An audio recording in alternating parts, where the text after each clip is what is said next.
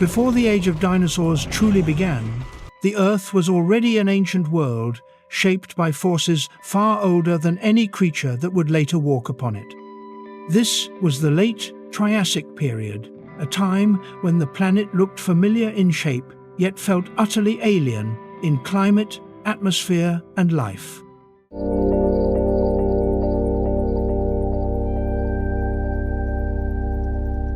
All of the continents were locked together into a single immense landmass known as Pangea, stretching almost from pole to pole and surrounded by a vast global ocean.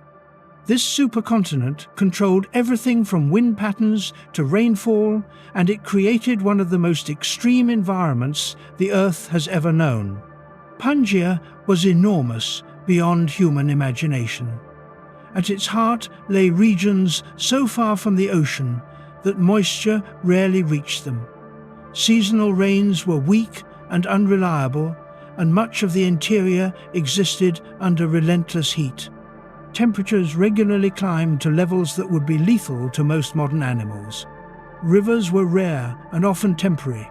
Lakes evaporated as quickly as they formed. Vast deserts stretched for thousands of kilometers, broken only by sparse vegetation clinging to survival. This was not a gentle world, but a harsh proving ground where only the toughest life forms endured. The atmosphere itself was different from today. Oxygen levels were lower, while carbon dioxide was already higher than modern averages. The air was heavy, warm, and often stagnant, especially over the interior of Pangea. Winds swept across open land, with little obstruction carrying dust rather than moisture. Clouds formed less frequently, and when rain did fall, it often came in short, violent bursts, followed by long, dry intervals. These conditions shaped evolution in brutal ways, rewarding efficiency, endurance, and resilience over size or speed. Plant life struggled under these extremes. Dense forests, like those of later ages, did not yet dominate the landscape. Instead, hardy seed ferns, conifers and cycads spread across suitable regions, particularly near coastlines and river systems. Many plants evolved thick cuticles, narrow leaves, and deep root systems to conserve water. Growth was slow and seasonal. Wildfires were common, ignited by lightning and fueled by dry vegetation. These fires reshaped ecosystems, repeatedly preventing the establishment of stable, long-lived forests across much of the land. Animal life reflected this unforgiving environment. Large reptiles dominated the land, but dinosaurs were still marginal players, not yet rulers of the world. The dominant terrestrial animals were archosaurs, a diverse group that included crocodile-like predators, heavily armored herbivores, and agile mid-sized hunters. Many of these creatures walked upright on long legs, conserving energy over vast distances. Others sprawled closer to the ground, relying on sheer mass and thick skin for survival. Mammals existed but remained small, nocturnal, and hidden, occupying ecological niches that avoided direct competition with reptiles. Life in the late Triassic was balanced on a knife edge. Food webs were functional, yet fragile. Many species depended on narrow ecological windows, seasonal rains, limited vegetation, and stable temperatures. Any significant disruption to climate chemistry or geography would have cascading consequences. Yet, beneath the surface of this seemingly static world, powerful forces were already gathering strength. Deep within the mantle, enormous plumes of hot material were slowly rising. Tectonic stresses built along the seams of Pangea as the crust strained under internal heat. These processes were invisible to surface life, but they marked the early stages of one of the greatest geological transformations in Earth history. The supercontinent was beginning to weaken. Fractures formed deep below, long before they appeared at the surface. Magma accumulated in vast reservoirs trapped beneath thick layers of crust. The climate before the Great Rains was already unstable in subtle ways. Seasonal extremes intensified over time. Wet periods became shorter and dry periods longer. Some regions experienced increasing salinity in soils as evaporation outpaced precipitation. Inland seas shrank, leaving behind mineral-rich plains. Animals adapted behaviors to cope with scarcity, including long-distance migration, burrowing, and estivation. Survival increasingly depended on flexibility rather than dominance. Despite these stresses, evolution was quietly experimenting. Early dinosaurs, though still rare, possessed traits that would later prove decisive. They walked with limbs held directly beneath their bodies, allowing efficient breathing and movement. Their metabolism may have been higher than that of their reptilian competitors, granting them endurance in harsh conditions. Yet, at this stage, they were still overshadowed by older lineages that had ruled for millions of years. Pangea itself acted as both protector and executioner. Its size buffered life from rapid ocean-driven climate swings, but it also trapped heat and dryness within its core. Once destabilized, this same configuration would amplify catastrophe on a global scale. The world before the rains was therefore not peaceful, but tense, a system stretched to its limits, waiting for a trigger. This was not the calm before a sudden impact or explosion. It was the quiet pressure of geological time, the slow accumulation of gases, heat, and stress beneath the surface. No single species sensed what was coming. No migration could escape it. When the balance finally broke, it would not arrive as a single day of destruction, but as a transformation so vast and prolonged that entire ages would be erased and rewritten. To understand the rise of dinosaurs, one must first understand this world of heat, dust, and scarcity. A planet dominated by dryness, where survival demanded efficiency and endurance. A world already shaped by extremes, yet unprepared for what lay ahead. The late Triassic Earth was alive, dynamic, and fragile, and it stood unknowingly at the threshold of a planetary apocalypse that would last for millions of years and change the course of life forever. This ancient world reminds us that mass extinctions do not always begin with fire from the sky. Sometimes they are born quietly beneath our feet, growing slowly until the planet itself can no longer hold them back.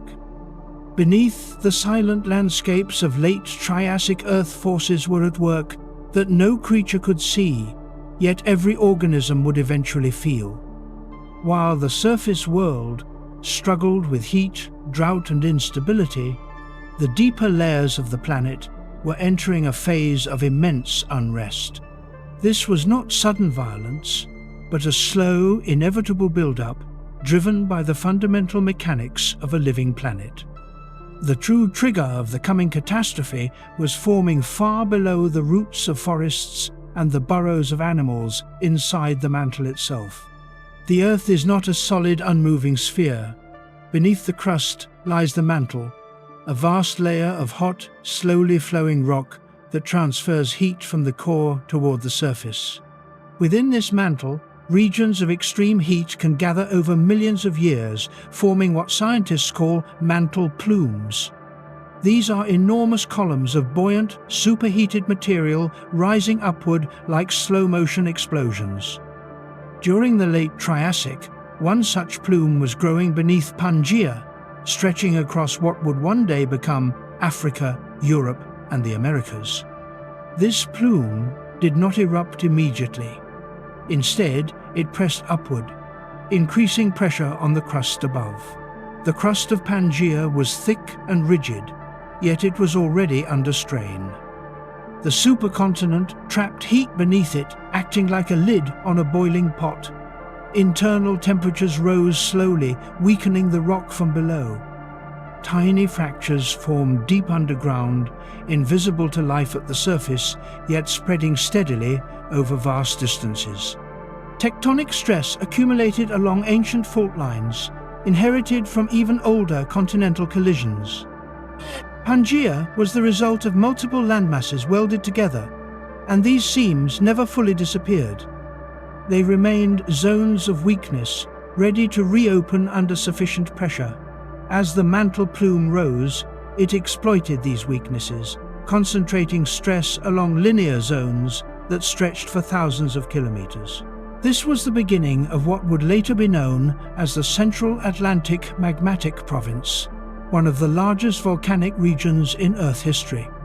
But at this stage, nothing dramatic had yet occurred. No lava flowed across the land.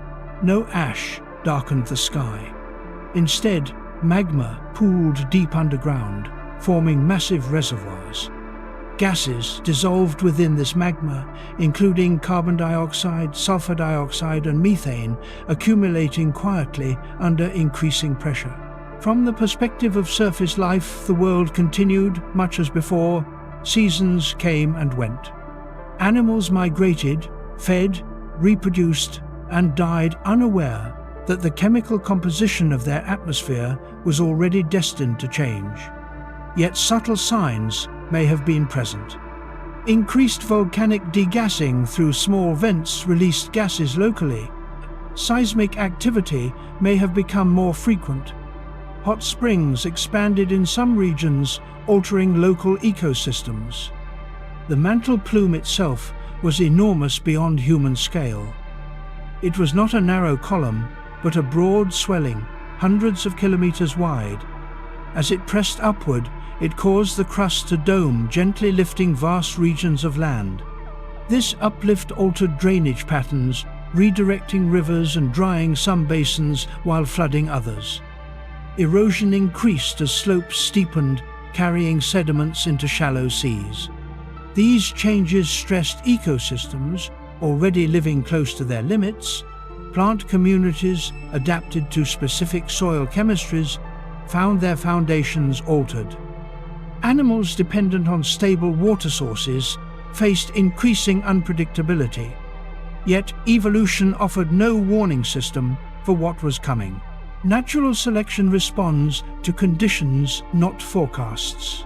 The pressure beneath Pangea continued to rise because the heat source did not shut off. The Earth core kept feeding energy into the mantle plume. As magma accumulated, it fractured surrounding rock, allowing even more material to rise.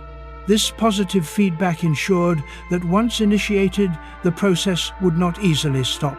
The planet was committing itself to transformation. What made this situation especially dangerous was the scale of the system involved. This was not a single volcano or even a chain of volcanoes. It was a continental-scale event. When rupture finally occurred, it would not be localized. It would open fissures that stretched across continents, releasing lava and gas in quantities unmatched in human history. Carbon dioxide played a central role long before it entered the atmosphere. Within magma chambers, CO2, built up under immense pressure, unlike ash or lava gas, travels fast and spreads globally. Once released, it would alter atmospheric chemistry almost immediately on geological timescales. The seeds of climate collapse were therefore planted deep underground millions of years before the first rains fell. The crust of Pangea reached a critical threshold, where it could no longer contain the rising heat. Rock began to thin, stretch, and crack. Long, linear fractures formed parallel to what would one day become the Atlantic Ocean. These were not explosive openings at first, but slow separations, allowing magma to intrude upward in sheets known as dikes. Each intrusion weakened the crust further, preparing pathways for future eruptions. This stage represented the point of no return.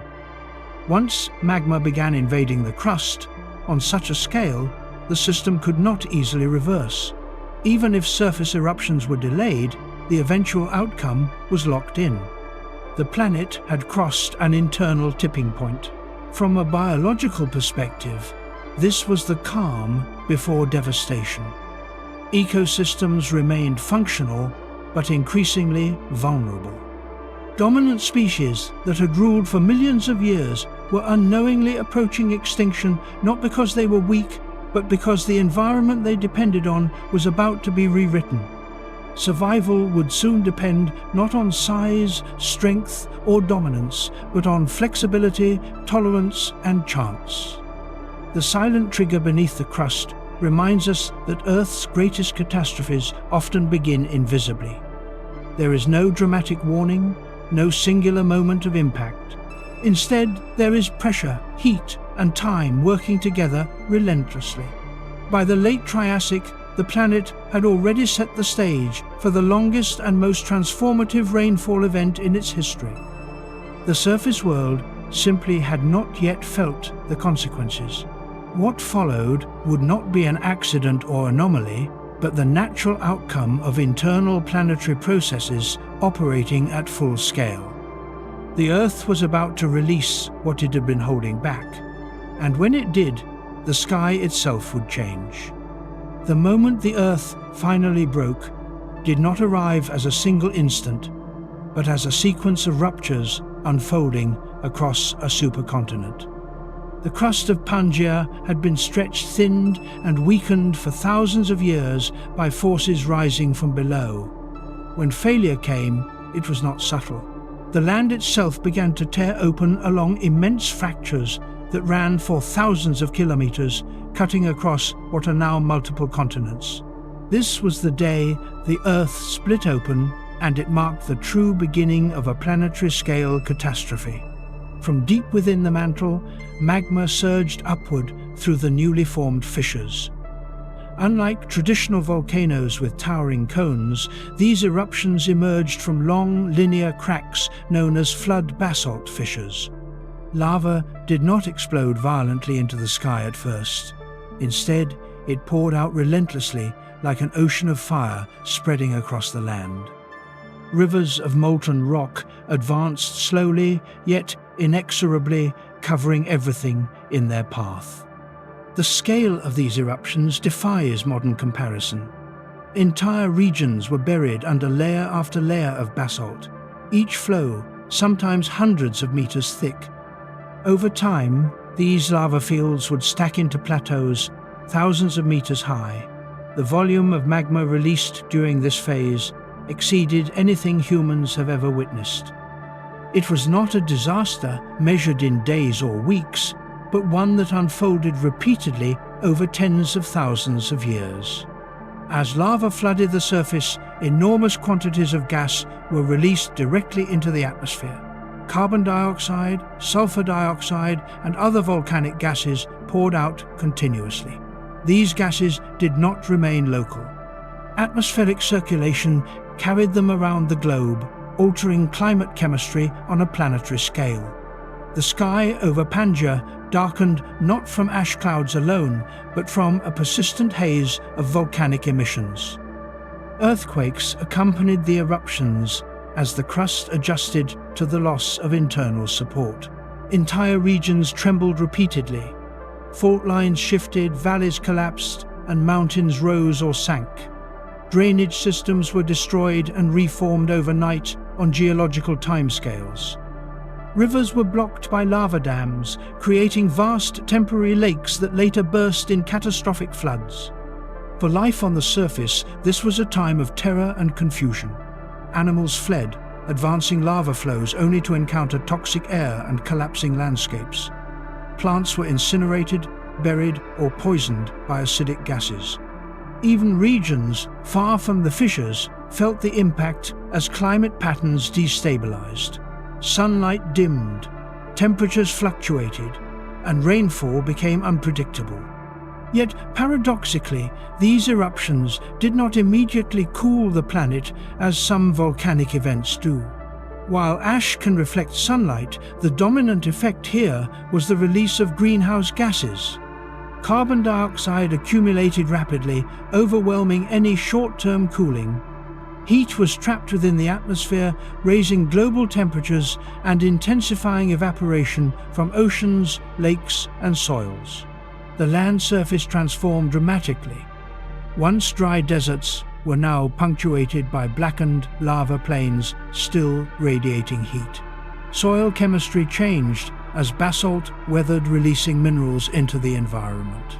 Some regions became temporarily fertile, while others turned toxic.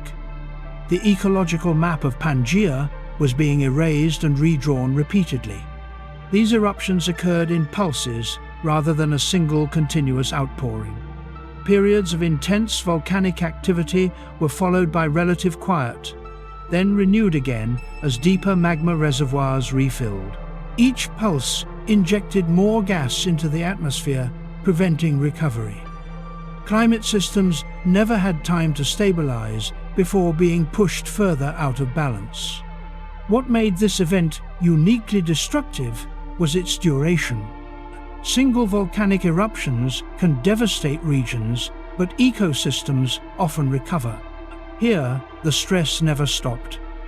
Thousands of generations of plants and animals lived their entire existence under volcanic skies. Adaptation became impossible for many lineages because the target conditions kept shifting. The oceans were not spared. Volcanic gases dissolved into seawater, increasing acidity. Lava flows entering shallow seas killed marine life instantly while altering circulation patterns. Oxygen levels dropped in some regions, creating dead zones hostile to complex organisms. The boundary between land and sea became a zone of constant destruction.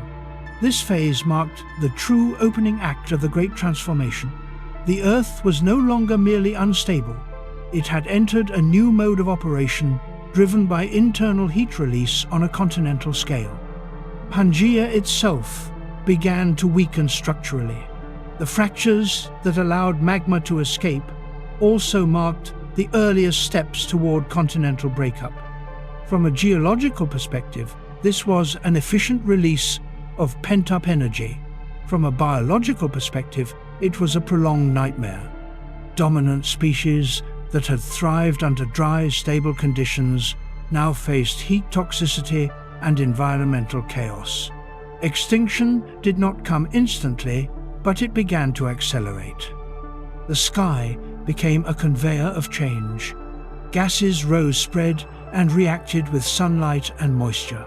Sulfur dioxide formed aerosols and acids. Carbon dioxide accumulated relentlessly. Oxygen levels fluctuated. These chemical shifts set the stage for the next phase of catastrophe, one that would not arrive as fire from below, but as water from above. The splitting of the Earth was therefore not merely a volcanic episode. It was the mechanical trigger that unlocked a chain reaction affecting every component of the Earth's system.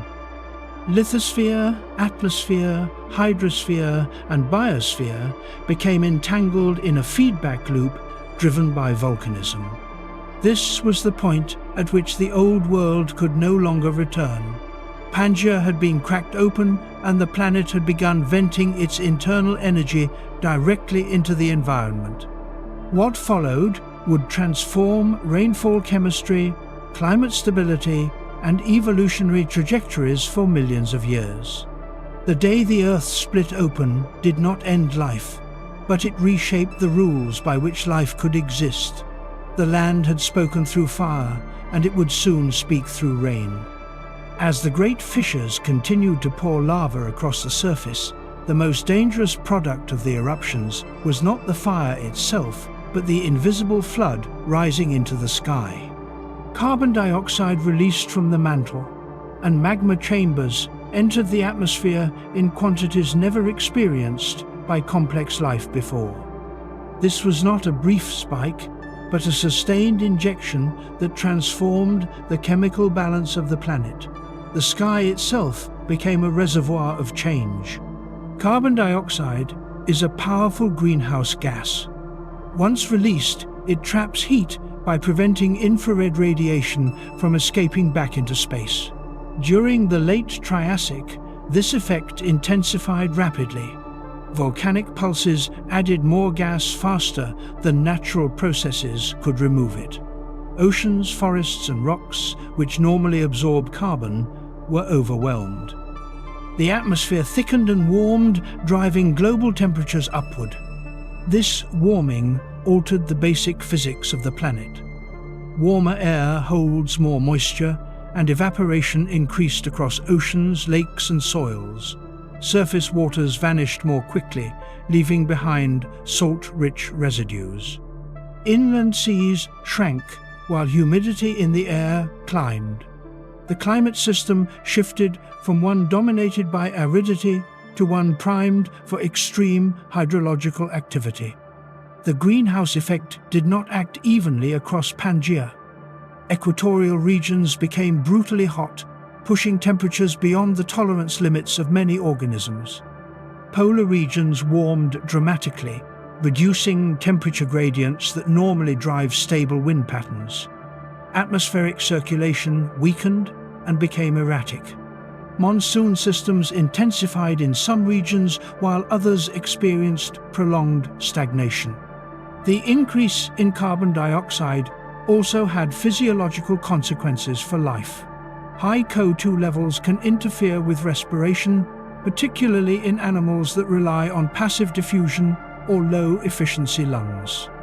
Plants experienced changes in growth patterns as carbon availability increased, but nutrient and water stress limited benefits.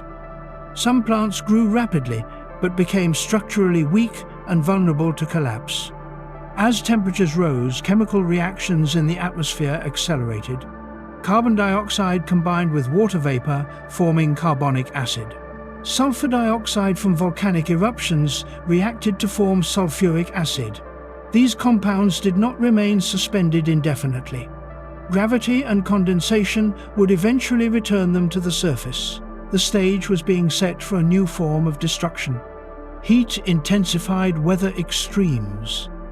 Storms became more powerful, drawing energy from warm oceans. Convection currents strengthened, lifting moist air higher into the atmosphere. Clouds thickened and expanded across regions that had once been cloudless for much of the year. The sky darkened not from ash alone, but from persistent cloud cover driven by greenhouse warming. This transformation did not occur in isolation. As the planet warmed, ice-free poles reflected less sunlight back into space, further amplifying heating.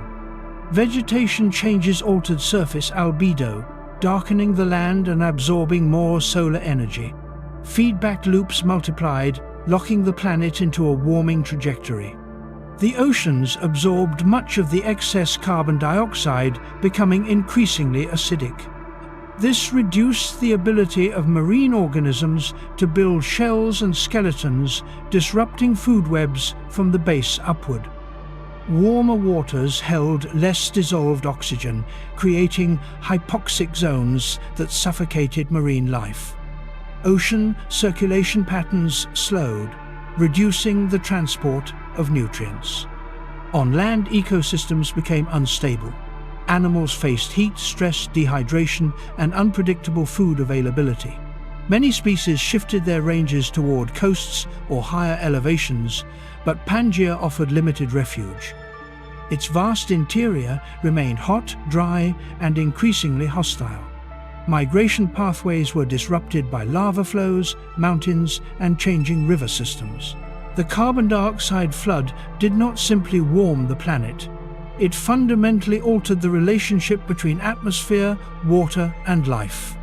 The Earth entered a new climate state, one that favored intense rainfall once condensation thresholds were reached. The system was charging like a battery, storing energy in the form of heat and moisture. Time played a critical role. Because the eruptions continued over long intervals, carbon dioxide levels never returned to baseline.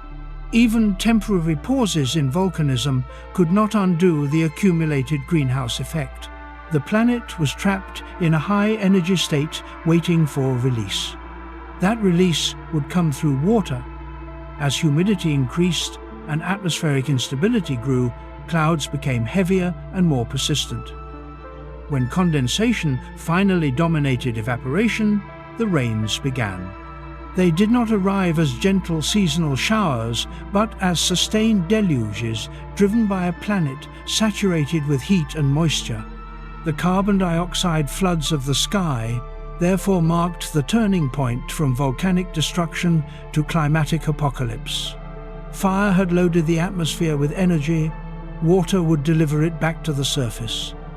The Earth was about to enter a phase unlike anything before or since, a time when rain would fall not for years or centuries, but for millions of years, reshaping every ecosystem on land and sea.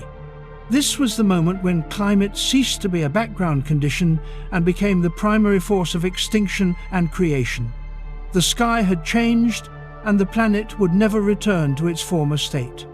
The first rains did not arrive gently. When the atmosphere finally crossed its threshold, the release of stored heat and moisture began abruptly and on a global scale.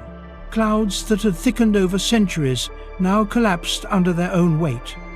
Rain fell not as isolated storms, but as continuous systems stretching across continents. For a world long defined by drought, this sudden abundance of water became a force of destruction rather than relief. As carbon dioxide saturated the air and temperatures remained high, evaporation from oceans and inland waters intensified. Warm air rose, carrying enormous amounts of moisture upward. Once cooled at higher altitudes, condensation occurred rapidly, producing dense cloud formations. These clouds merged into vast belts encircling the planet, driven by altered wind patterns and weakened temperature gradients between equator and poles.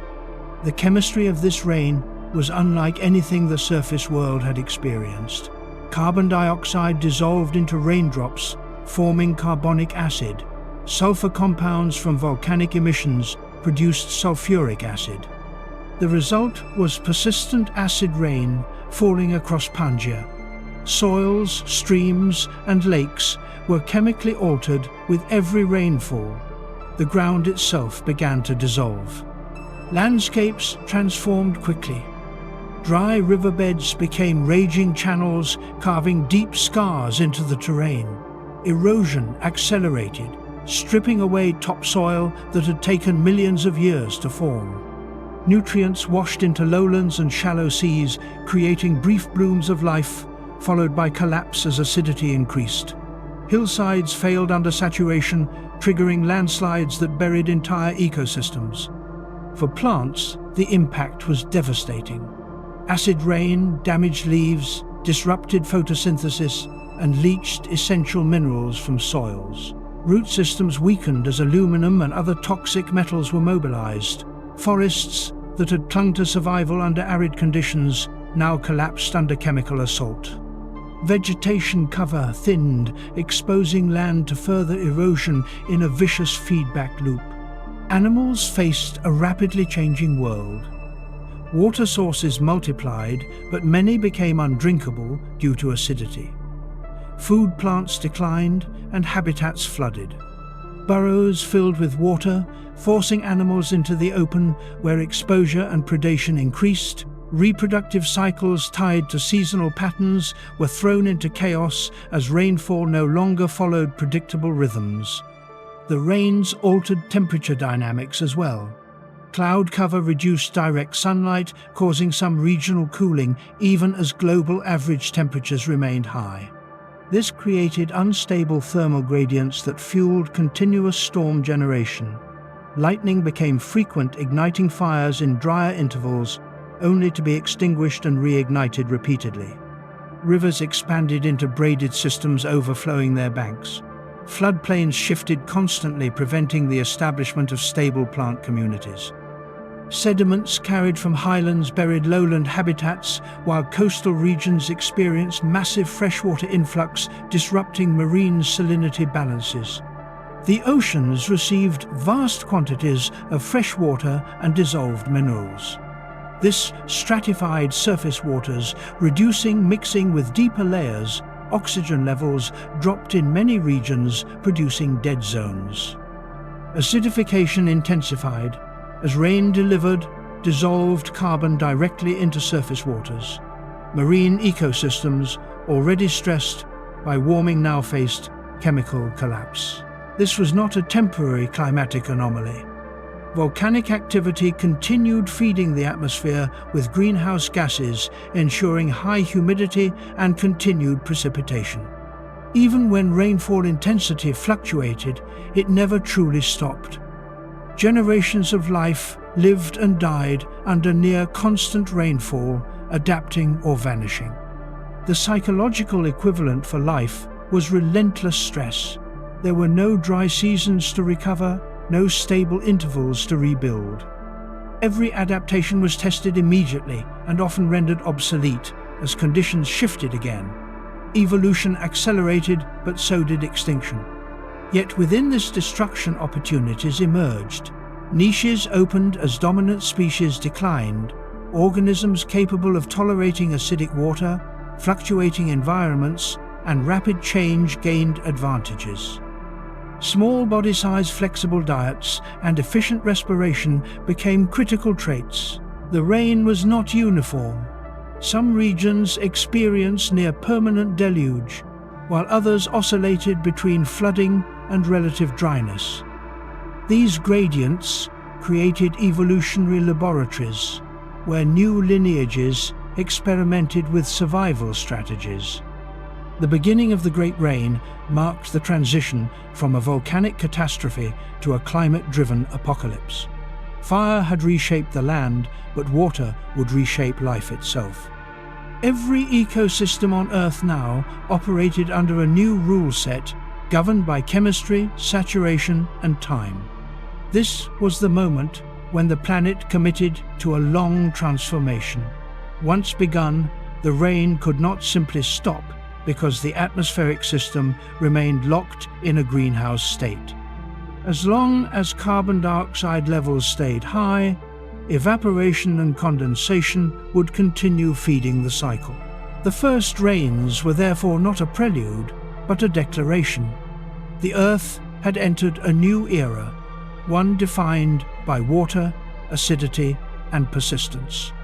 What followed would last not years or centuries, but millions of years, leaving an imprint on evolution that would ultimately give rise to the age of dinosaurs. Once the rain began, it did not fade into memory. It became the defining condition of life on Earth for an almost unimaginable span of time. For nearly 2 million years, precipitation dominated the climate system, reshaping landscapes, chemistry, and evolution with relentless consistency. This was not a single prolonged storm, but a planetary regime sustained by feedback loops that refused to shut down. The reason the rain endured lay in the continued activity of the deep Earth. Volcanic fissures did not erupt once and fall silent. Instead, they pulsed repeatedly, releasing fresh waves of carbon dioxide and other gases into the atmosphere.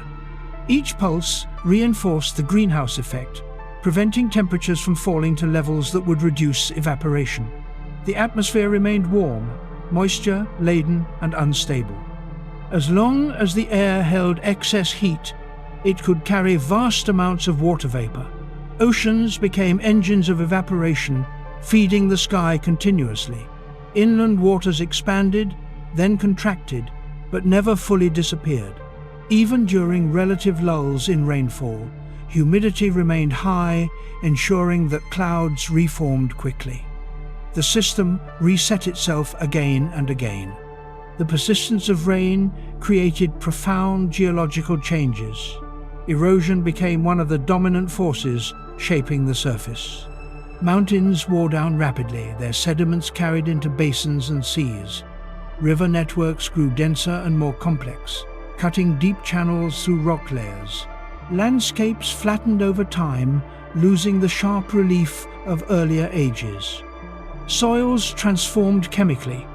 Constant leaching stripped nutrients while acidity altered mineral composition. In some regions, new fertile layers formed from volcanic basalt weathering under wet conditions. In others, soils became toxic and lifeless. These contrasts created patchy habitats where survival depended on precise local conditions. Vegetation struggled to stabilize. Plant communities adapted to constant moisture, but few could tolerate persistent acidity. Forests rose and fell repeatedly, unable to establish long-term dominance. Open wetlands and floodplain environments became widespread, replacing dry grasslands and deserts of the earlier Triassic. Animals faced a world without seasonal certainty. Breeding cycles timed to rainfall lost meaning when rain never truly stopped. Some species adapted by reproducing opportunistically, while others declined rapidly. Mobility became crucial. Animals that could move between microhabitats survived longer than those tied to specific environments. Burrowing and semi-aquatic lifestyles became advantageous. Underground refuges provided protection from acid rain and temperature fluctuations. Water-tolerant species expanded their ranges. Others evolved thicker skins, modified respiratory systems, and behaviors that reduced exposure. The oceans underwent parallel transformation. Constant, freshwater input altered salinity gradients, disrupting circulation. Stratification limited oxygen exchange, leading to widespread anoxic conditions. Marine extinctions accelerated, particularly among organisms sensitive to acidity and oxygen loss. Despite the devastation, life did not vanish. Instead, it reorganized. Extinction removed dominant competitors, opening ecological space. Evolutionary experiments occurred rapidly, though many failed.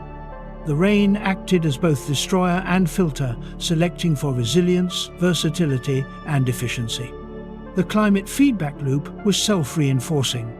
Rain accelerated weathering, which drew some carbon dioxide out of the atmosphere, but volcanic emissions replenished it faster. Cloud cover reduced direct solar radiation, but greenhouse trapping maintained warmth. No single process could overpower the others enough to end the cycle.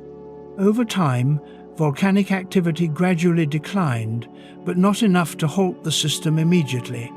The atmosphere slowly began to change, but the inertia of the climate system carried rainfall forward long after eruptions waned. The planet had momentum. For 2 million years, ecosystems existed in this altered state. Species evolved under constant stress, shaping lineages that would later dominate when conditions stabilized. The rain became a crucible, forging new life strategies while erasing others permanently.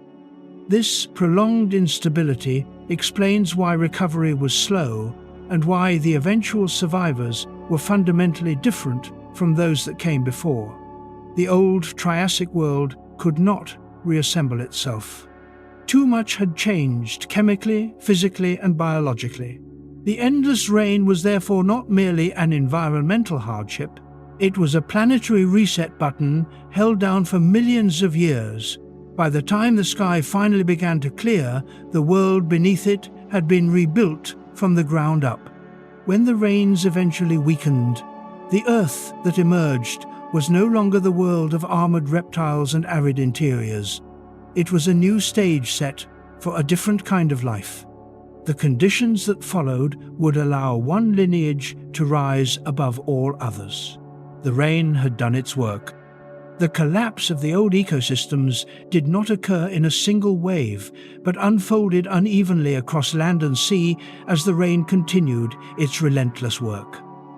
Environments that had once supported complex, stable communities were gradually dismantled piece by piece. Extinction was not always dramatic.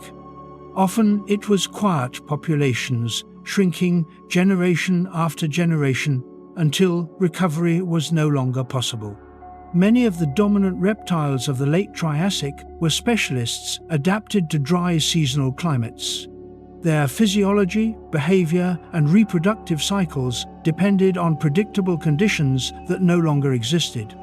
Constant rainfall disrupted nesting sites, washed away eggs, and reduced the availability of key food sources. Even large, powerful animals could not reproduce fast enough to offset losses. Plant communities were hit first and hardest. Acid rain stripped nutrients from soils and damaged leaves faster than plants could regrow them. Root systems weakened as toxic metals were released from the ground. Entire forests died back, exposing bare land to erosion. Without vegetation to anchor the soil, floods intensified, washing away what little fertility remained. As primary producers declined, the effects rippled upward through food chains. Herbivores faced starvation or poisoning from contaminated plants. Carnivores followed as prey populations collapsed. Ecosystems that had taken millions of years to assemble unraveled in a fraction of that time. Habitats fragmented severely.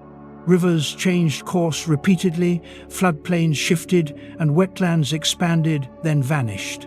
Animals that relied on specific territories could not adapt quickly enough. Migration offered little escape because similar conditions prevailed across most of Pangea. Competition intensified among surviving species. Limited resources forced encounters that favored adaptable generalists over specialized dominants. Animals with flexible diets and behaviors endured while those locked into narrow ecological roles disappeared. The rain also altered disease dynamics. Constant moisture favored pathogens, parasites, and fungi. Weakened populations became vulnerable to outbreaks, further accelerating decline. Mortality increased not from a single cause, but from cumulative stress. Freshwater systems became unstable. Streams and lakes acidified, killing fish, amphibians, and invertebrates. Many aquatic species vanished, entirely removing critical links between terrestrial and marine ecosystems. Insects declined in some regions, disrupting pollination and nutrient cycling. The collapse was uneven geographically. Coastal regions sometimes fared slightly better due to buffering from the ocean, while deep interior zones experienced the most severe losses. However, no region escaped entirely. The global nature of the climate shift ensured widespread impact. Marine ecosystems mirrored this pattern. Plankton communities shifted, reducing food availability for higher organisms. Reef-like structures collapsed under acidification. Predators lost prey and starved. Extinction rates climbed steadily, rather than spiking sharply, making the event harder to recognize in the fossil record. This gradual collapse is why the event remained overlooked for so long. There was no single extinction horizon, no dramatic boundary layer. Instead, the old world faded away over time, leaving gaps that would later be filled by new life. By the end of this phase, many of the dominant Triassic lineages were gone or reduced to relic populations. The ecological hierarchy had been erased. Power and dominance no longer guaranteed survival. Endurance, adaptability, and chance became the determining factors. What remained was a simplified world with fewer competitors and vast empty niches. The rain had not merely destroyed ecosystems, it had cleared the stage. From this biological vacuum, a new order would eventually emerge, one that had quietly endured the storm while others fell. The collapse of the old ecosystems was therefore not an ending, but a transition. The age of dinosaurs was approaching not through conquest, but through survival.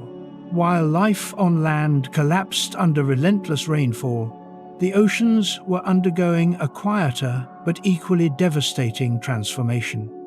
The seas had once acted as buffers, stabilizing climate and chemistry, but during this period they became victims of the same forces reshaping the continents. volcanic gases, greenhouse warming, and continuous freshwater input combined to push marine ecosystems beyond their limits. As rain intensified, vast quantities of freshwater poured into the oceans from rivers, floods, and direct precipitation. This diluted surface waters, altering salinity levels that marine organisms depended on for basic physiological functions. Many species were finely tuned to narrow salinity ranges, and even small changes disrupted metabolism, reproduction, and survival. Acid rain delivered dissolved carbon dioxide and sulfur compounds directly into the sea. Ocean acidity increased steadily, reducing the availability of carbonate ions required by shell-forming organisms. Mollusks, plankton, and reef-building species struggled to maintain their structures. Shells thinned, growth slowed, and mortality increased, particularly among larvae. Warming compounded these effects. Higher temperatures reduced the solubility of oxygen in seawater. Surface waters warmed and became lighter, forming stable layers that resisted mixing with deeper, cooler water. This stratification prevented oxygen from reaching the depths, while nutrients from below could not rise to the surface. Entire regions became oxygen-starved. Anoxic zones expanded across shallow continental shelves where most marine life was concentrated. Fish invertebrates and bottom-dwelling organisms suffocated. Microbial communities thrived in low oxygen conditions, producing toxic byproducts such as hydrogen sulfide, further poisoning the environment. Food webs unraveled from the bottom up. Plankton populations shifted toward species tolerant of acidity and low oxygen. But these replacements often supported less biomass. Higher trophic levels faced chronic food shortages. Large predators declined, followed by smaller ones until ecosystems simplified dramatically. Lava flows entering coastal waters caused immediate localized extinctions. Superheated rock boiled seawater, killing life instantly and altering coastal geography. Reefs and shallow habitats were buried or sterilized, eliminating biodiversity hotspots that had once supported complex communities. The breakdown of marine ecosystems fed back into terrestrial collapse. Oceans play a major role in regulating atmospheric chemistry and climate. As biological productivity declined, the ability of the seas to absorb carbon dioxide weakened, allowing greenhouse gases to accumulate even faster. Some marine refuges persisted temporarily in deeper or more stable waters, but isolation limited recovery. Repeated pulses of volcanic activity and continued rainfall ensured that stress remained constant. Evolutionary adaptation could not keep pace with the rate of environmental change. The fossil record of this period shows a steady attrition rather than a sudden crash. Species disappear, gradually reflecting prolonged stress rather than instant catastrophe. This pattern mirrors what occurred on land, reinforcing the idea of a slow-motion apocalypse affecting the entire planet. Yet even here, survival favored resilience. Simple organisms tolerant of acidity, warmth, and low oxygen expanded their ranges. These survivors would later seed recovery when conditions improved, but the marine world that emerged would be fundamentally different from the one that had existed before. The oceans under attack represent one of the most underestimated aspects of this extinction event. Without dramatic impact markers or sudden die-offs, it lacked the signature of a classic disaster. Yet its consequences were profound, removing ancient lineages and reshaping marine evolution for millions of years. By the time the rain began to weaken, the seas had been transformed into a simplified, stressed system. Many ecological roles lay empty, waiting to be filled by future life forms, just as on-land destruction had prepared the way for renewal. The water that fell from the sky had reached every corner of the planet. There was no refuge beneath the waves. The apocalypse was complete, not through explosion, but through persistence. Amid the collapse of ecosystems and the slow erasure of dominant life forms, survival did not belong to the strongest or the largest. It belonged to those that could endure instability for generation after generation. While extinction reshaped the planet, a small number of organisms persisted, quietly adapting to conditions that others could not tolerate. These survivors did not thrive in the traditional sense, they endured. And endurance would prove to be the most valuable trait of all. The world, during the endless rain, was fragmented into unstable patches of habitability. No region remained consistently favorable for long. Flooding, drought, acidity, and temperature shifts followed no predictable pattern. Survival, therefore, depended less on dominance within a stable niche and more on the ability to move, hide, or tolerate extremes.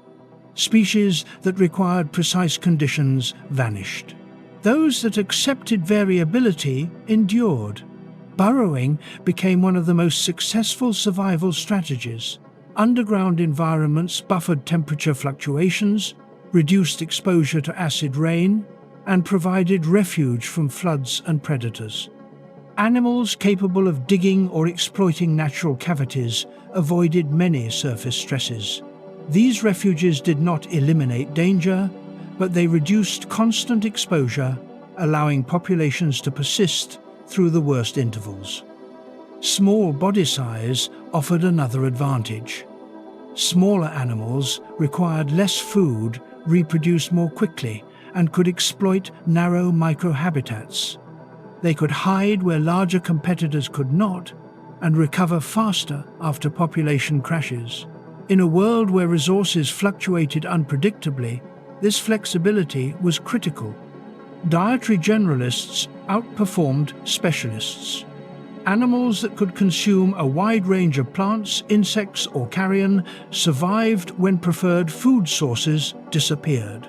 Rigid feeding strategies became liabilities. The rain transformed landscapes rapidly, and adaptability determined access to energy. Respiration also played a role. Atmospheric composition fluctuated with volcanic emissions, humidity, and temperature. Species with efficient lung systems and high oxygen uptake capacity tolerated these changes better.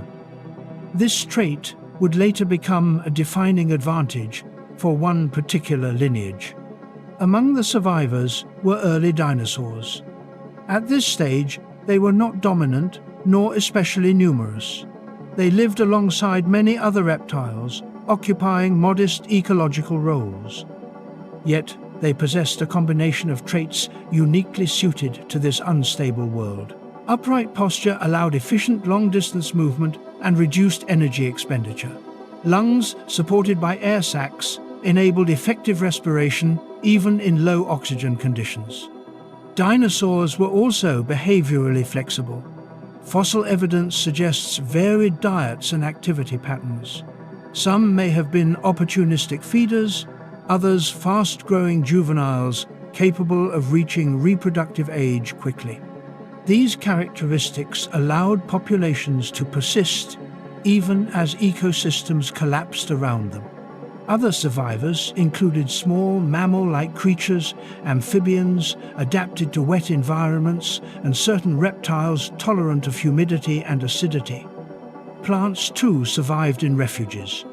Hardy species colonized riverbanks, wetlands, and volcanic soils where minerals provided temporary fertility. Spores and seeds capable of dormancy waited out unfavorable periods. Survival did not imply comfort. Populations fluctuated dramatically. Genetic bottlenecks were common, reducing diversity but allowing rapid evolutionary shifts. Traits that favored endurance spread quickly even if they reduced competitiveness under stable conditions. The planet selected for toughness over efficiency. Refugia played a critical role. Coastal zones, highlands, and regions with volcanic soils sometimes offered temporary relief. These areas became reservoirs of surviving life. Isolation limited competition, but also restricted gene flow, creating divergent evolutionary paths. Predation pressures changed. As large predators declined, smaller survivors faced fewer threats. This allowed some lineages to expand cautiously. Yet new dangers emerged, including disease competition and environmental toxicity. Survival remained precarious. The rain itself created new habitats.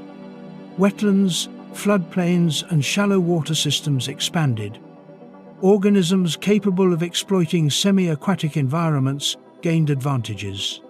This blurred traditional boundaries between land and water, fostering evolutionary experimentation. Over thousands of generations, survivors adapted incrementally, physiological tolerance increased, behaviors shifted, and life cycles adjusted. Evolution during this period was not about innovation for dominance, but refinement for persistence. The goal was simply to make it through another season, another year, another generation. Dinosaurs did not yet rule the world, but they were learning how to survive it. While others declined, their populations remained stable enough to avoid extinction. This quiet persistence would later allow rapid expansion once conditions improved. The concept of survival here challenges popular notions of evolution. It was not the most fearsome predator or the largest herbivore that endured. It was the adaptable, the mobile, the tolerant.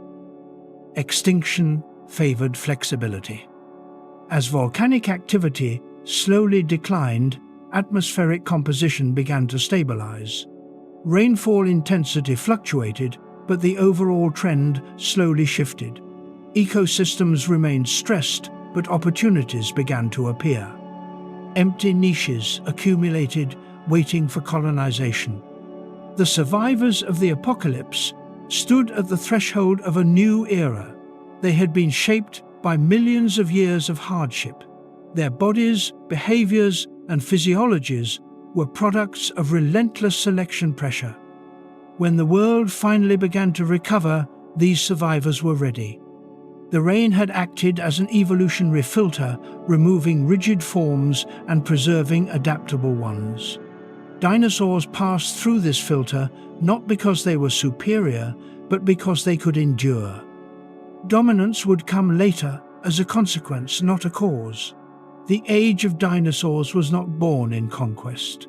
It was forged in survival. When the rain finally began to weaken, the world that emerged bore little resemblance to the one that had existed before. Ecosystems were simplified, fragmented, and filled with absence.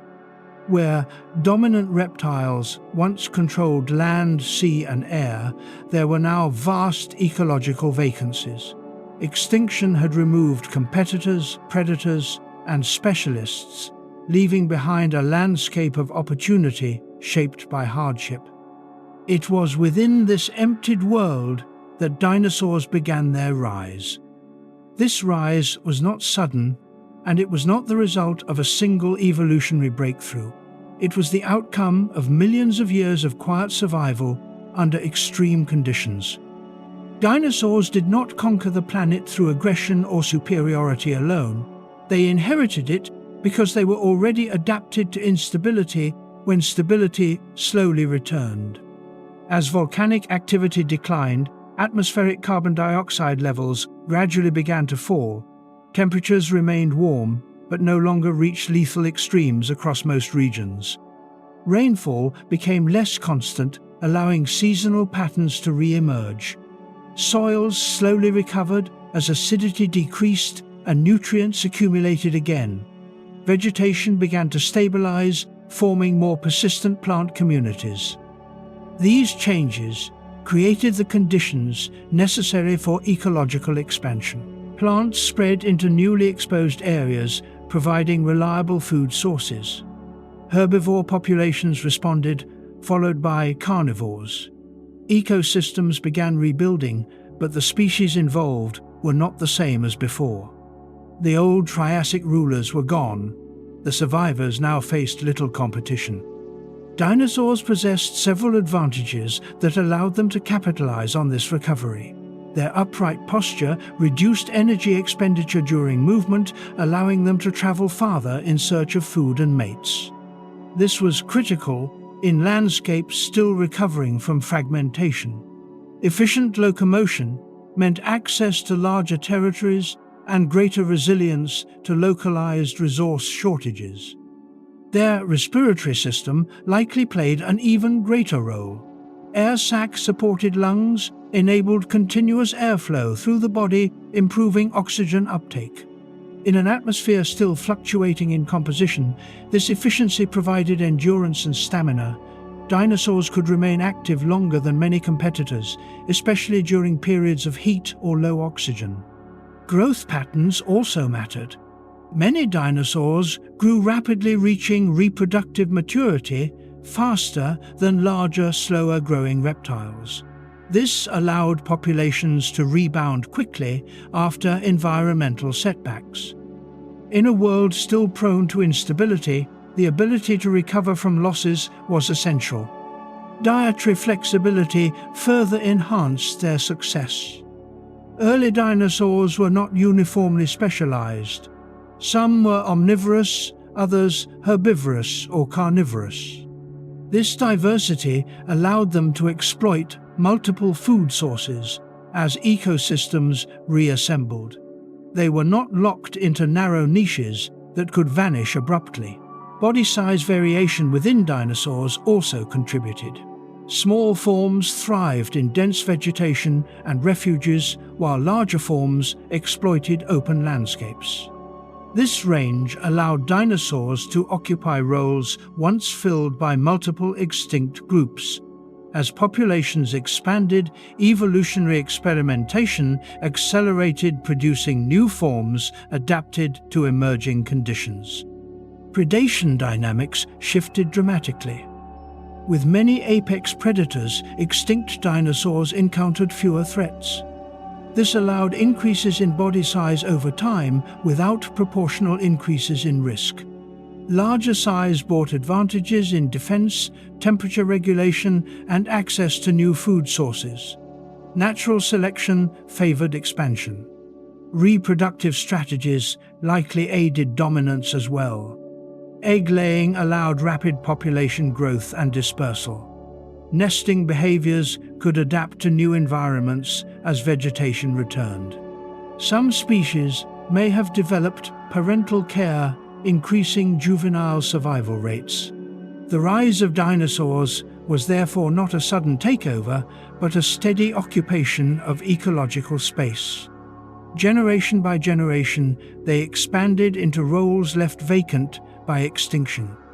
As competitors failed to re-emerge, dinosaurs faced little resistance. This process was global. Across Pangea and later, as continents began to separate, dinosaurs spread into nearly every terrestrial environment. Forests, plains, river valleys, and coastal zones all hosted dinosaur communities. Their adaptability allowed them to track changing climates as tectonic forces continued reshaping the planet. The return of more stable climates did not erase the lessons of the rain. Dinosaurs retained the traits forged under stress. Efficiency, endurance, and flexibility remained central to their biology. These traits would serve them well for over 150 million years. Other survivors did not disappear. Mammals, amphibians, and reptiles persisted alongside dinosaurs, occupying smaller niches. However, none combined the same suite of advantages at the same scale. Dinosaurs became the primary architects of terrestrial ecosystems, not because others were incapable, but because dinosaurs arrived first, prepared, and numerous. The concept of dominance here must be understood correctly. Dinosaurs did not dominate because they were inherently superior in all ways. They dominated because extinction had leveled the playing field. and they were among the few lineages positioned to expand when conditions allowed. Opportunity met preparedness. This pattern repeats throughout Earth history. Mass extinctions do not reward perfection. They reward survival under pressure. Dinosaurs embodied this principle. Their rise was written not in sudden innovation, but in endurance across catastrophe. As ecosystems matured, dinosaurs diversified rapidly. New body plans, feeding strategies, and behaviors emerged. Herbivores grew massive processing vast quantities of plant matter. Carnivores evolved speed, strength, and sensory acuity. The age of dinosaurs had truly begun. This age would last far longer than the rain that made it possible. Yet its foundation lay in those millions of years of hardship when survival mattered more than dominance. Without the endless rain, dinosaurs might have remained marginal players. With it, they inherited a world reshaped in their favor. The rise of dinosaurs was therefore not a miracle of evolution, but a consequence of planetary processes. Geology, climate, and time aligned to clear the stage and elevate those best suited to endure. The rain did not create dinosaurs, but it created the conditions that allowed them to rule. In understanding this, we see that the greatest turning points in life on Earth often begin with destruction. From collapse comes opportunity. From loss comes transformation. The age of dinosaurs stands as one of the clearest examples of this truth written into the deep history of our planet. As the rain slowly loosened its grip, the planet entered a long, uncertain transition. This was not a sudden return to balance, but a gradual reshaping of Earth's systems that had been locked in crisis for millions of years. The atmosphere, oceans, and land began to respond to declining volcanic input and slowly stabilizing chemistry. What emerged was not a restoration of the old Triassic world, but the formation of something entirely new. Carbon dioxide levels in the atmosphere began to fall as volcanic activity weakened. Weathering of vast basalt plains consumed greenhouse gases, drawing them out of the air and locking them into rock. Plants recovering across the land also contributed by absorbing carbon during photosynthesis. These processes worked slowly but steadily, reducing the extreme greenhouse conditions that had fueled constant rainfall. As temperatures moderated, evaporation decreased. Cloud systems that had once dominated the sky began to thin. Rainfall became more seasonal, allowing dry intervals to return. Rivers still flowed strongly, but no longer overwhelmed. The land continuously, floodplains stabilized, and erosion slowed. For the first time in millions of years, the surface of the planet could begin to hold its shape. Soils responded quickly to this change. Reduced acidity allowed nutrients to accumulate rather than wash away. Volcanic ash and basalt weathering enriched many regions, creating fertile ground for plant colonization. Root systems stabilized soil, preventing further erosion. Landscapes that had been stripped bare slowly regained texture and structure. Vegetation transformed the face of the earth. Forests expanded beyond coastal refuges, spreading inland along river systems and across recovering plains. Conifers, cycads, and early seed plants formed dense canopies in some regions, altering local climates by retaining moisture and moderating temperature. This created feedback loops that further stabilized environments. With plants came animals. Herbivores followed vegetation, expanding their ranges into newly available habitats. Predators followed prey. Ecosystems began to rebuild complexity step by step. Food webs lengthened, interactions multiplied, and energy flow increased. Life was no longer merely surviving, it was rebuilding. The climate of this new world was warmer than modern Earth, but far more stable than during the rain. Seasonal patterns re-emerged, allowing organisms to synchronize life cycles. Breeding, migration, and growth could once again rely on predictable environmental cues. This predictability favored expansion and diversification. Freshwater systems recovered as acidity declined. Rivers, lakes, and wetlands supported fish, amphibians, and invertebrates once again. These systems became centers of biodiversity, linking terrestrial and marine environments. Nutrient cycling resumed, supporting larger, more complex ecosystems. The oceans also began to heal. Reduced freshwater influx stabilized salinity, improved circulation, increased oxygen levels in deeper waters. Plankton communities recovered, supporting higher trophic levels.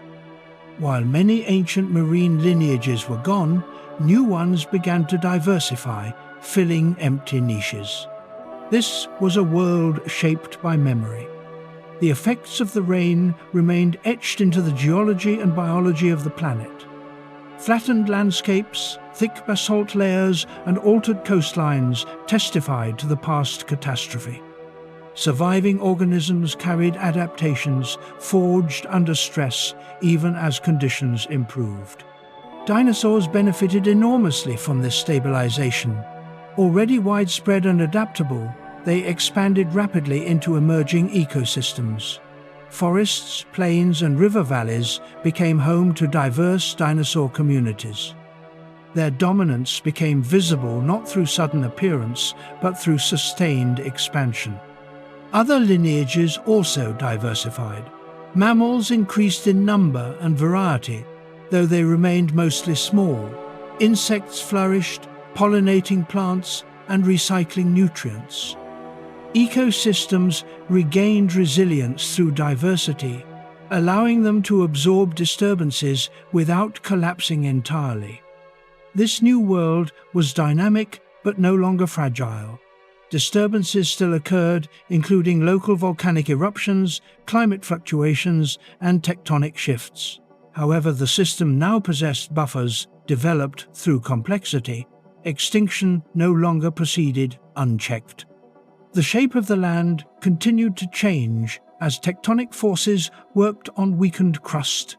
Fractures formed during the rain widened slowly. Rift valleys deepened, and seas began to intrude. Pangea was no longer a single solid mass, but a continent in the early stages of separation.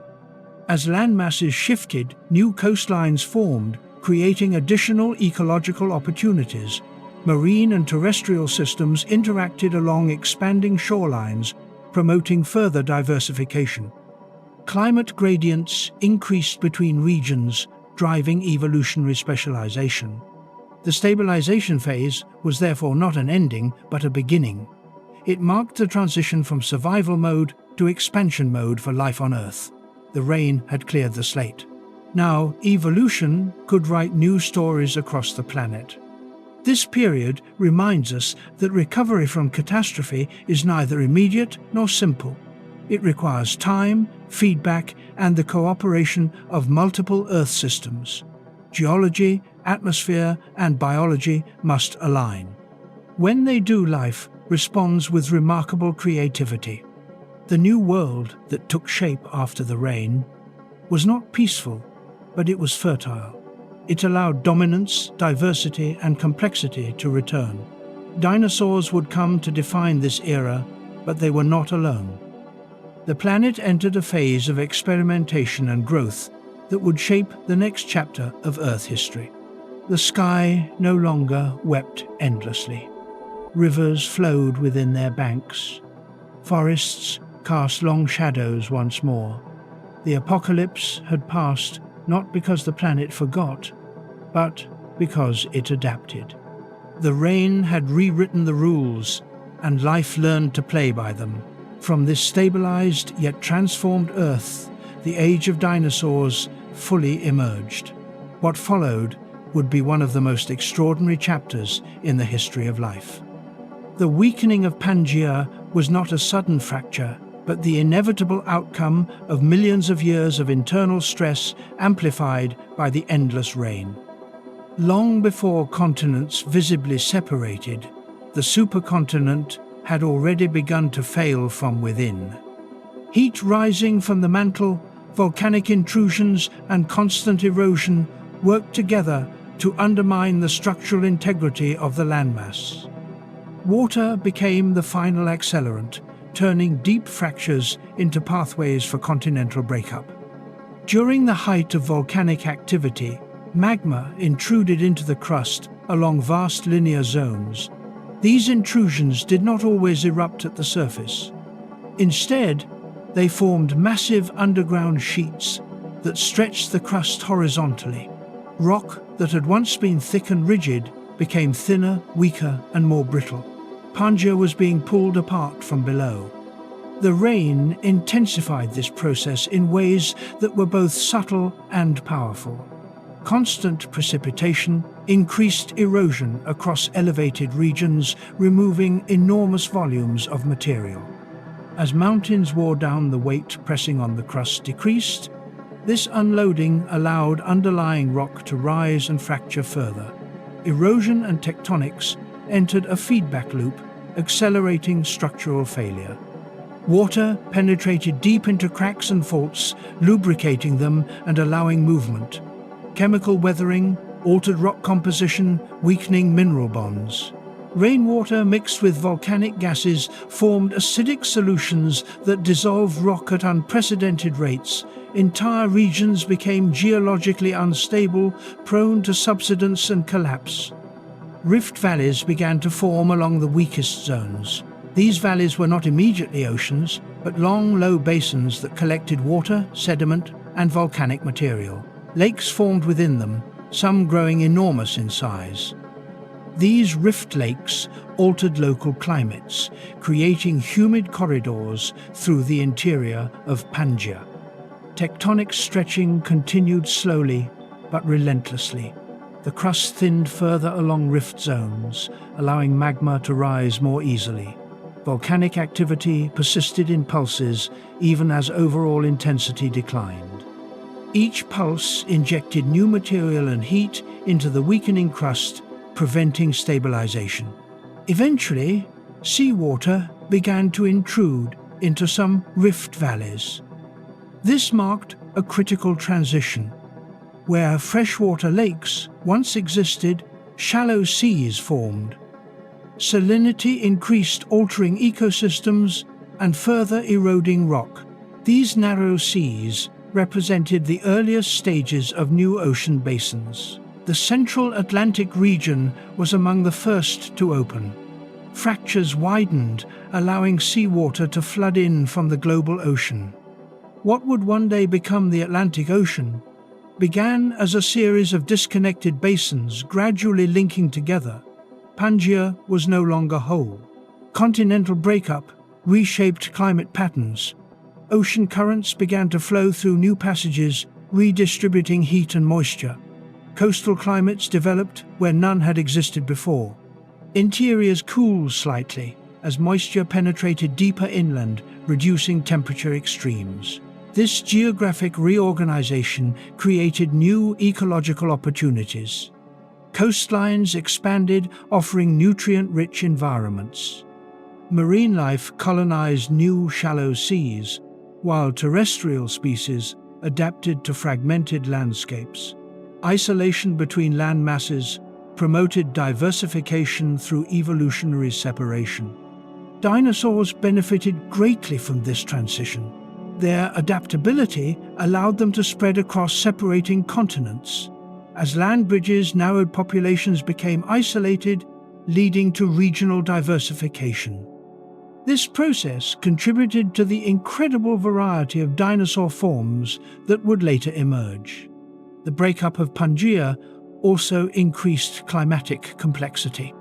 Different regions developed distinct weather patterns, seasons, and ecosystems. Global uniformity gave way to regional diversity. Evolution accelerated as organisms adapted to localized conditions. From a geological perspective, the rain had acted as a catalyst, while mantle dynamics initiated rifting, erosion, and water completed it. Without the prolonged rainfall, the crust may have resisted separation longer. Water weakened, rock reduced pressure, and hastened failure. This phase illustrates the deep connection between climate and tectonics. Changes at the surface can influence processes far below. The rain that reshaped ecosystems also reshaped the planet itself, determining the arrangement of continents for hundreds of millions of years to come. As Pangea broke apart, the world became more complex, but also more resilient. Smaller continents allowed for greater environmental variety, reducing the risk of global collapse from single disturbances. Life diversified within these new geographic boundaries. The end of Pangea marked the definitive close of the Old World. The supercontinent that had dominated Earth for millions of years was gone, replaced by a dynamic, shifting planet. The stage was set for the long reign of dinosaurs across a world divided by oceans and defined by movement. This transformation was not violent in the cinematic sense. There was no single moment of rupture. Instead, it was the cumulative effect of heat, water, and time. Continents drifted slowly apart, carrying life with them. The rain had done more than alter climate. It had rewritten the map of the planet. By weakening the crust and accelerating tectonic processes, it ensured that the post-apocalyptic world would never return to its former configuration. From this broken Earth, new evolutionary paths unfolded. Isolation bred innovation. Diversity flourished. The legacy of the rain extended far beyond extinction, shaping the very geography upon which the age of dinosaurs would play out. The end of Pangea was therefore not simply a geological event, it was the final act of a planetary transformation that began deep within the mantle, passed through the sky, and fell as rain. What followed was a world reborn in fragments, yet richer in life than ever before. The ancient catastrophe that reshaped the late Triassic world is often described as distant and irrelevant, yet it stands as one of the closest natural parallels to the challenges facing Earth today. The events that led to 2 million years of relentless rain were driven by greenhouse gases, atmospheric imbalance, and feedback loops that spiraled beyond control. In this sense, the past speaks directly to the present, offering lessons written not in speculation, but in stone. The most striking parallel lies in the role of carbon dioxide.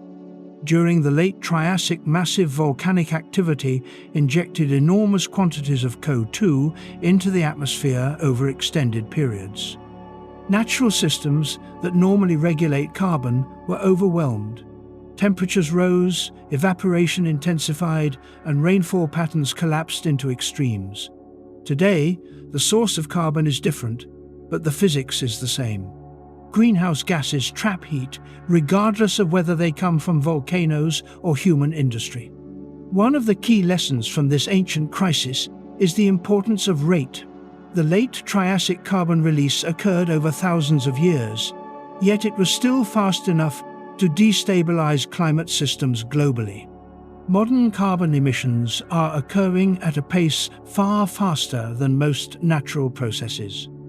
This does not mean history will repeat itself exactly, but it does demonstrate that Earth systems have thresholds, and once crossed, recovery becomes difficult and slow. The ancient rain shows how warming does not simply mean higher temperatures. It reorganizes the entire climate system. Increased heat led to greater evaporation, which in turn fueled extreme precipitation. Dry regions became flood zones, while stable patterns vanished. This mirrors modern observations where warming intensifies storms, floods, and droughts simultaneously rather than evenly distributing effects.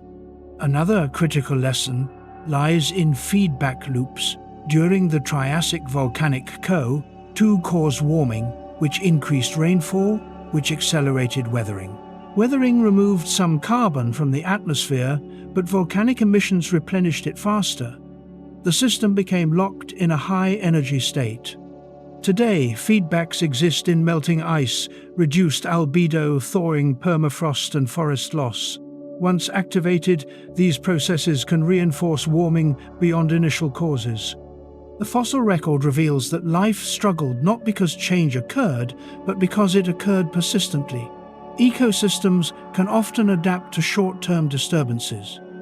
What they cannot tolerate is continuous instability without recovery time. The 2-million-year rain-deprived life of stability. Modern ecosystems face a similar risk if climate variability becomes the norm rather than the exception. Extinction patterns from the Triassic also challenge assumptions about resilience. Many dominant species disappeared not because they were weak, but because they were specialized. Flexibility proved more important than strength. This lesson applies broadly. Systems optimized for narrow conditions, whether biological or societal, are vulnerable when conditions shift rapidly. The slow-motion nature of the ancient apocalypse also offers insight. There was no single catastrophic day, no dramatic moment that marked the beginning of collapse. Instead, deterioration accumulated quietly. Species declined gradually. Ecosystems unraveled slowly. By the time the full scale of extinction was apparent, recovery was already impossible. This pattern complicates detection and response both then and now. The geological record shows that Earth eventually recovered. Carbon levels fell, climate stabilized, and life diversified again. However, this recovery took millions of years. From a human perspective, this is not recovery, but loss. Ecosystems destroyed on such timescales do not return within any meaningful frame for civilizations or cultures. The rain also highlights the interconnectedness of Earth systems.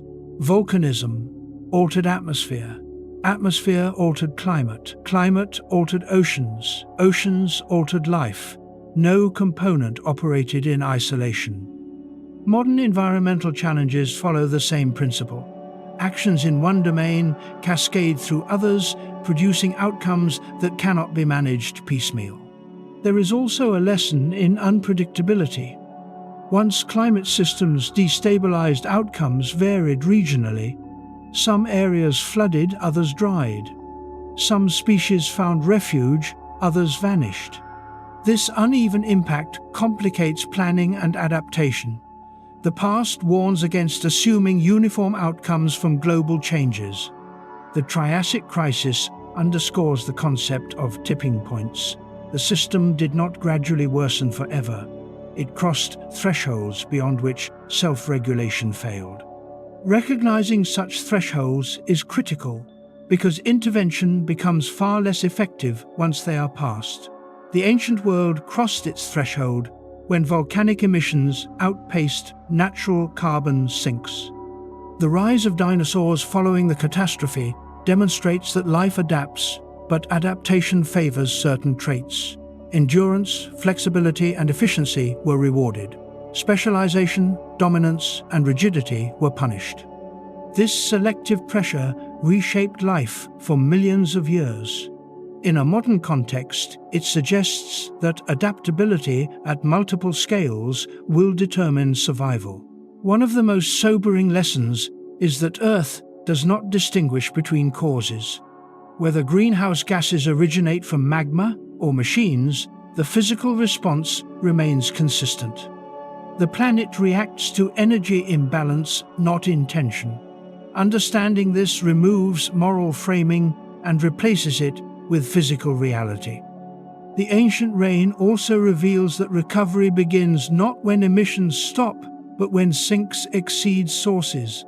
Carbon must be removed from the atmosphere faster than it is added. In the Triassic, this occurred through prolonged weathering and biological recovery. These processes took immense time. Accelerating similar mechanisms today remains a significant challenge. The story further reminds us that stability is a temporary state. Earth has oscillated between extremes throughout its history.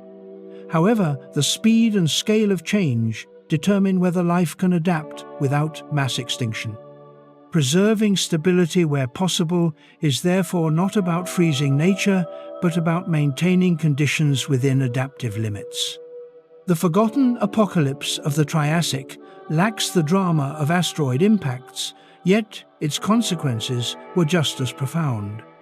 This teaches that slow processes can be as destructive as sudden ones.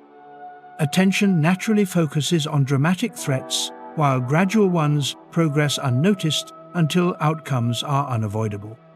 There is also a philosophical lesson embedded in this history. Dominance is temporary. Even the most successful lineages can vanish when conditions shift. Survival belongs not to those who rule, but to those who endure change. This applies equally to ecosystems, civilizations, and technologies. The ancient rain does not predict the future, but it informs it. It provides a case study of what happens when greenhouse forcing persists unchecked. It shows that Earth systems respond powerfully, predictably, and without regard for individual species. Understanding this past event reframes the present. It reminds us that the planet has endured far worse than current conditions, yet recovery came at enormous biological cost.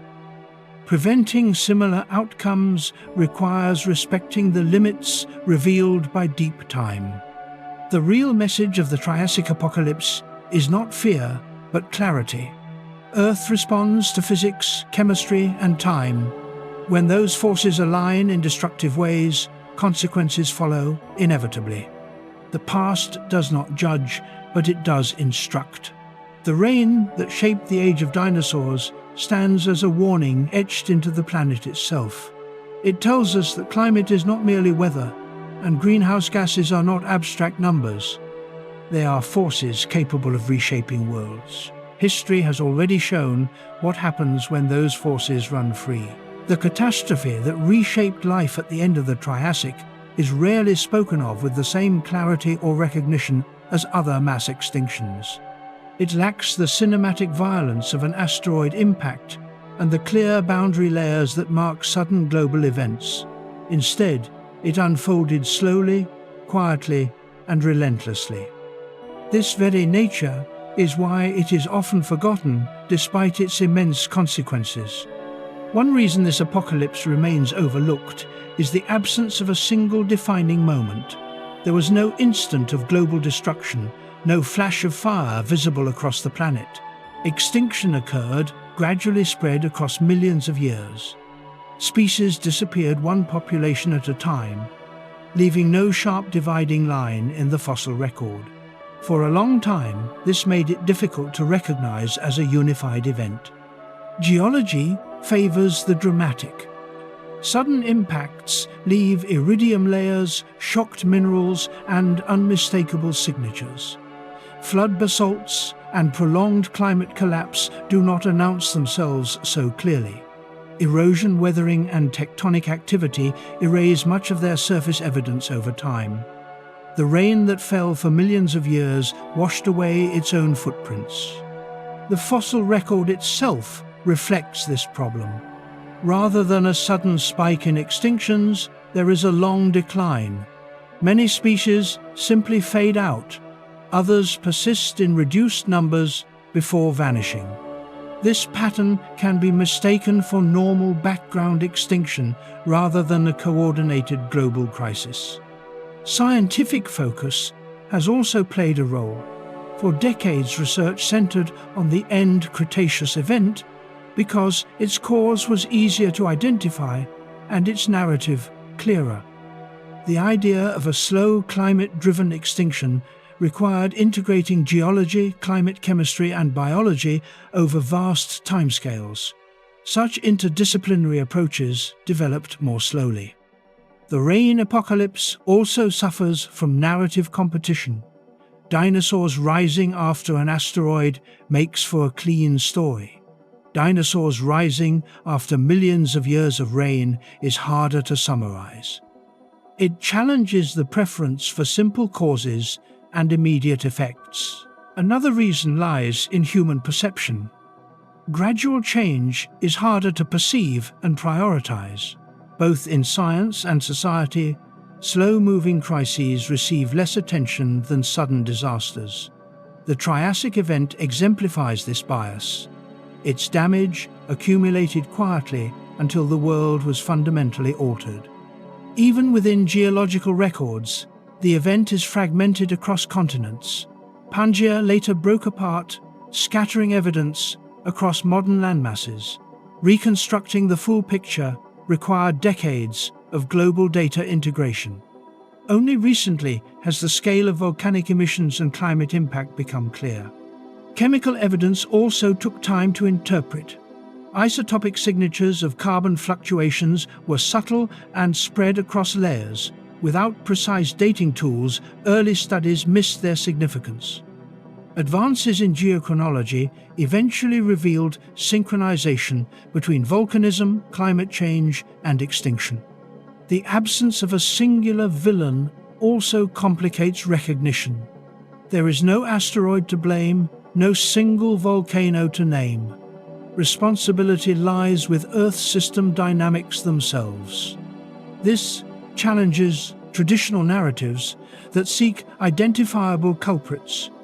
Yet perhaps the most important reason this apocalypse is forgotten is that it contradicts assumptions about resilience. It shows that life can collapse not through sudden violence, but through persistent stress. This challenges comforting beliefs that ecosystems can always adapt given enough time. The Triassic rain teaches that duration can be deadlier than intensity. Ecosystems might survive brief extremes but fail under constant pressure. This insight emerged slowly as scientists began recognizing the importance of stability rather than mere survival thresholds. Another factor is the lack of charismatic victims. Many of the species that vanished are obscure, known only through fragmentary fossils. There are no iconic mammals or familiar plants to anchor public attention. Extinction becomes abstract without recognizable faces. The slow collapse also complicates storytelling. There is no clear beginning, middle, and end. Instead, there is overlap, transition, and uncertainty. Such complexity resists simplification but reflects reality. Yet, forgetting this apocalypse carries consequences. It obscures understanding of how climate-driven extinctions operate. It underestimates the power of greenhouse forcing and hydrological feedbacks. It reinforces the misconception that only sudden events can reshape life on Earth. Recognizing this forgotten catastrophe reshapes our understanding of mass extinctions. It broadens the definition beyond impacts and explosions to include slow, system-wide failures. It emphasizes the role of climate as a primary driver of biological turnover. It also reframes the rise of dinosaurs. Rather than beneficiaries of a single lucky break, they were survivors of prolonged hardship. Their dominance becomes a testament to endurance rather than chance. The Triassic rain reminds us that absence of drama does not mean absence of danger. The most transformative events may unfold quietly beneath daily continuity. This holds true not only for ancient Earth, but for any complex system under stress. Bringing this apocalypse into focus restores balance to Earth history. It shows that extinction has many faces, some sudden, some slow. It challenges the hierarchy of disasters and demands attention to processes rather than moments. The forgotten nature of this event is therefore not accidental. It reflects limitations in perception, narrative, and attention. Correcting this oversight deepens understanding of how planets change and how life responds. The rain that reshaped the world deserves recognition not for spectacle but for scale. It altered climate geography and evolution across millions of years. Its legacy is written into the dominance of dinosaurs and the configuration of continents. Remembering this apocalypse changes how we read the fossil record. It teaches patience, caution, and humility. Earth does not always announce its turning points. Sometimes it whispers them across deep time. The true danger of forgetting is repetition without awareness. The past offers examples, not warnings. Understanding them requires effort beyond fascination with dramatic endings. The Triassic rain stands as a reminder that the most powerful forces shaping life often operate slowly, invisibly, and relentlessly. Ignoring them does not diminish their impact. This apocalypse was not forgotten by the planet. Its consequences remain embedded in rock life and geography. It is only forgotten by those who have not learned to see it. The rain that fell for millions of years did not simply destroy life. It reshaped the logic of evolution itself. When the skies finally began to clear, the world that remained was not a return to normal, but the foundation of a new biological order. The age of dinosaurs did not emerge in spite of the apocalypse. It emerged because of it. Destruction became the architect of dominance, and catastrophe became the engine of creation. The prolonged rain erased ecological hierarchies that had persisted for tens of millions of years. Dominance before the crisis was built on specialization, strength, and long-established stability. When that stability vanished, these advantages became liabilities. The apocalypse stripped ecosystems down to their most basic components, leaving only those capable of persistence under constant stress. This reset was not selective in a moral sense. It did not reward intelligence, beauty, or power. It rewarded tolerance, adaptability, and endurance. Organisms that could survive in fluctuating, acidic, wet, and unstable environments passed through the filter of extinction. Those that could not were removed regardless of their previous success. Dinosaurs were among the lineages that endured this filtering process. Their traits were not designed for dominance, but for efficiency. Upright posture reduced energy cost. Efficient lungs supported sustained activity. Flexible diets allowed survival when resources shifted.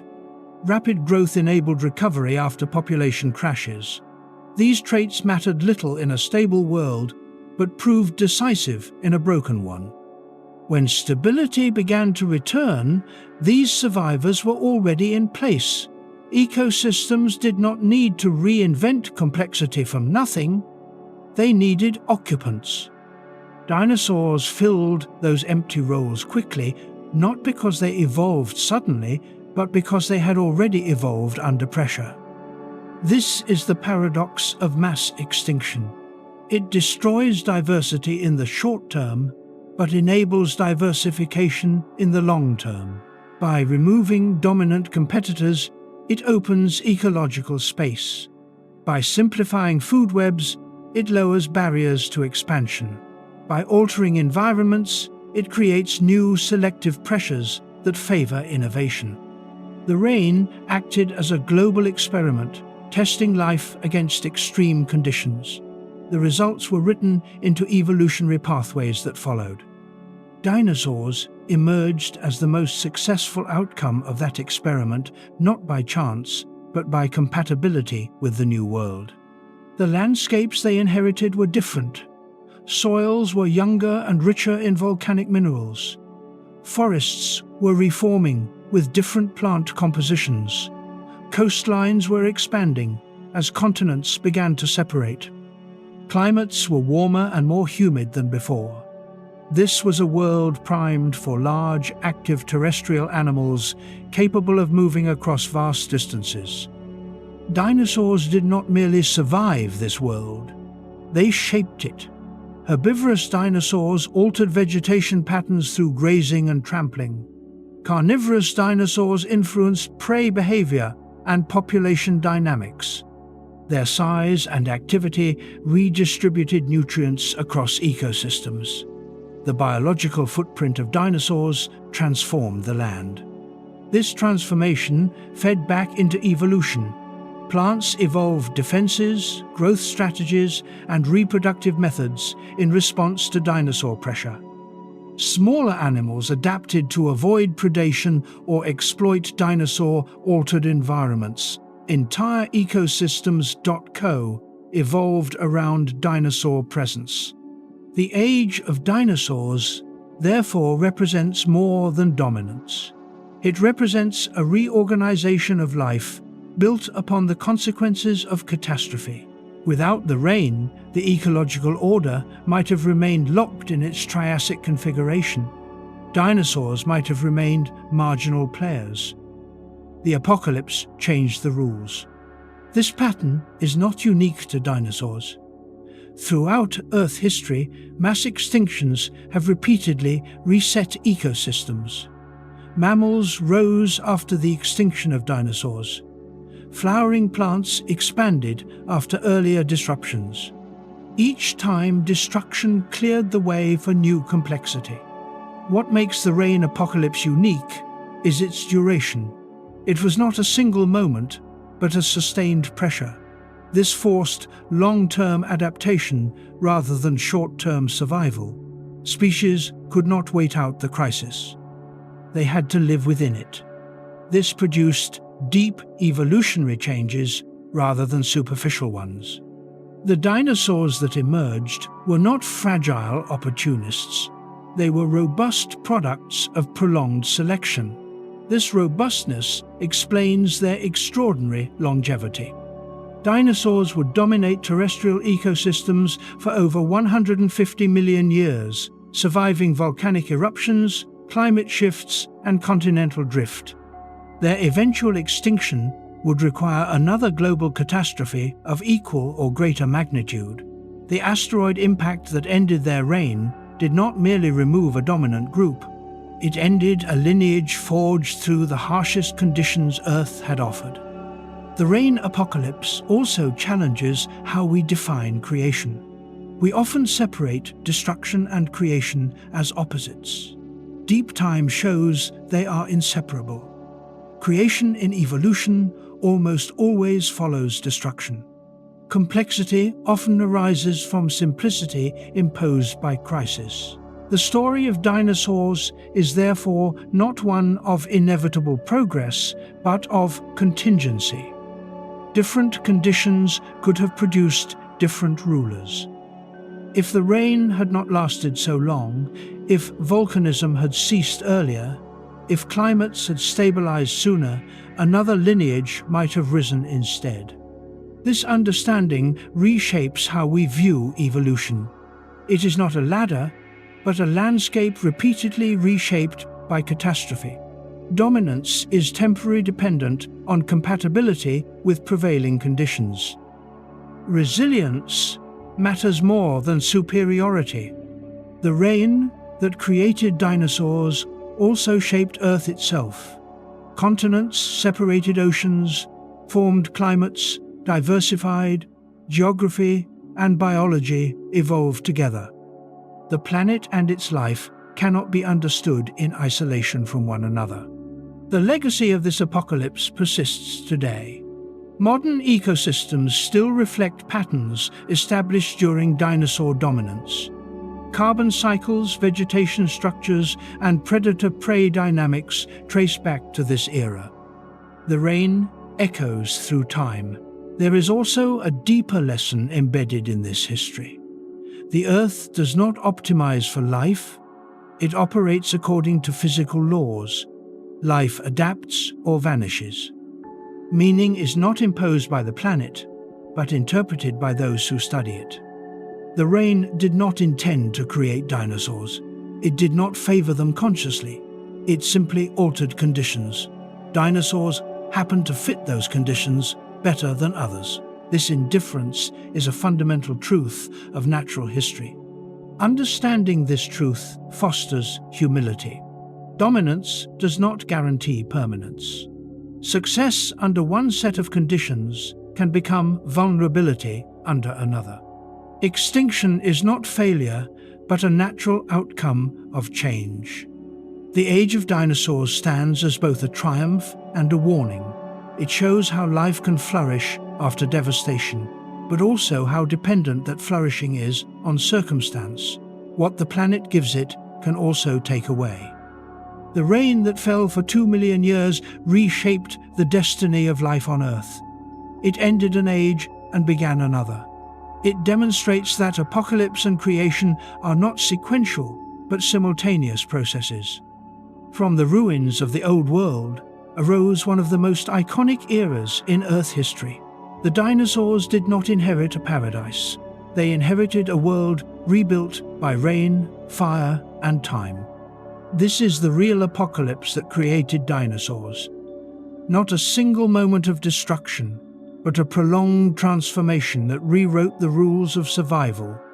In its aftermath, life did not simply recover. It reinvented itself. The planet moved forward, carrying the scars of catastrophe and the seeds of future worlds. The rain ended, but its legacy endured, shaping the course of evolution for millions of years to come. This is how the age of dinosaurs was born. The Earth is often described as a self-regulating system, a planet capable of maintaining balance through interconnected cycles of carbon, water, rock, and life. For most of its history, this description holds true. Temperatures fluctuate, oceans advance and retreat, and life adapts within limits. Yet the Triassic rain apocalypse reveals a critical truth. Self-regulation is not guaranteed. Under sufficient stress, even a living planet can lose control of its own balance. At the heart of Earth's stability lies the carbon cycle. Carbon moves slowly between the atmosphere, oceans, rocks, and living organisms. Volcanic activity releases carbon dioxide into the air, while weathering plants and oceans gradually remove it. Over long periods, these opposing flows tend to balance each other, keeping climate within a range compatible with complex life. During the late Triassic, this balance was overwhelmed. Volcanic emissions associated with massive fissure eruptions injected carbon dioxide into the atmosphere faster than natural sinks could remove it.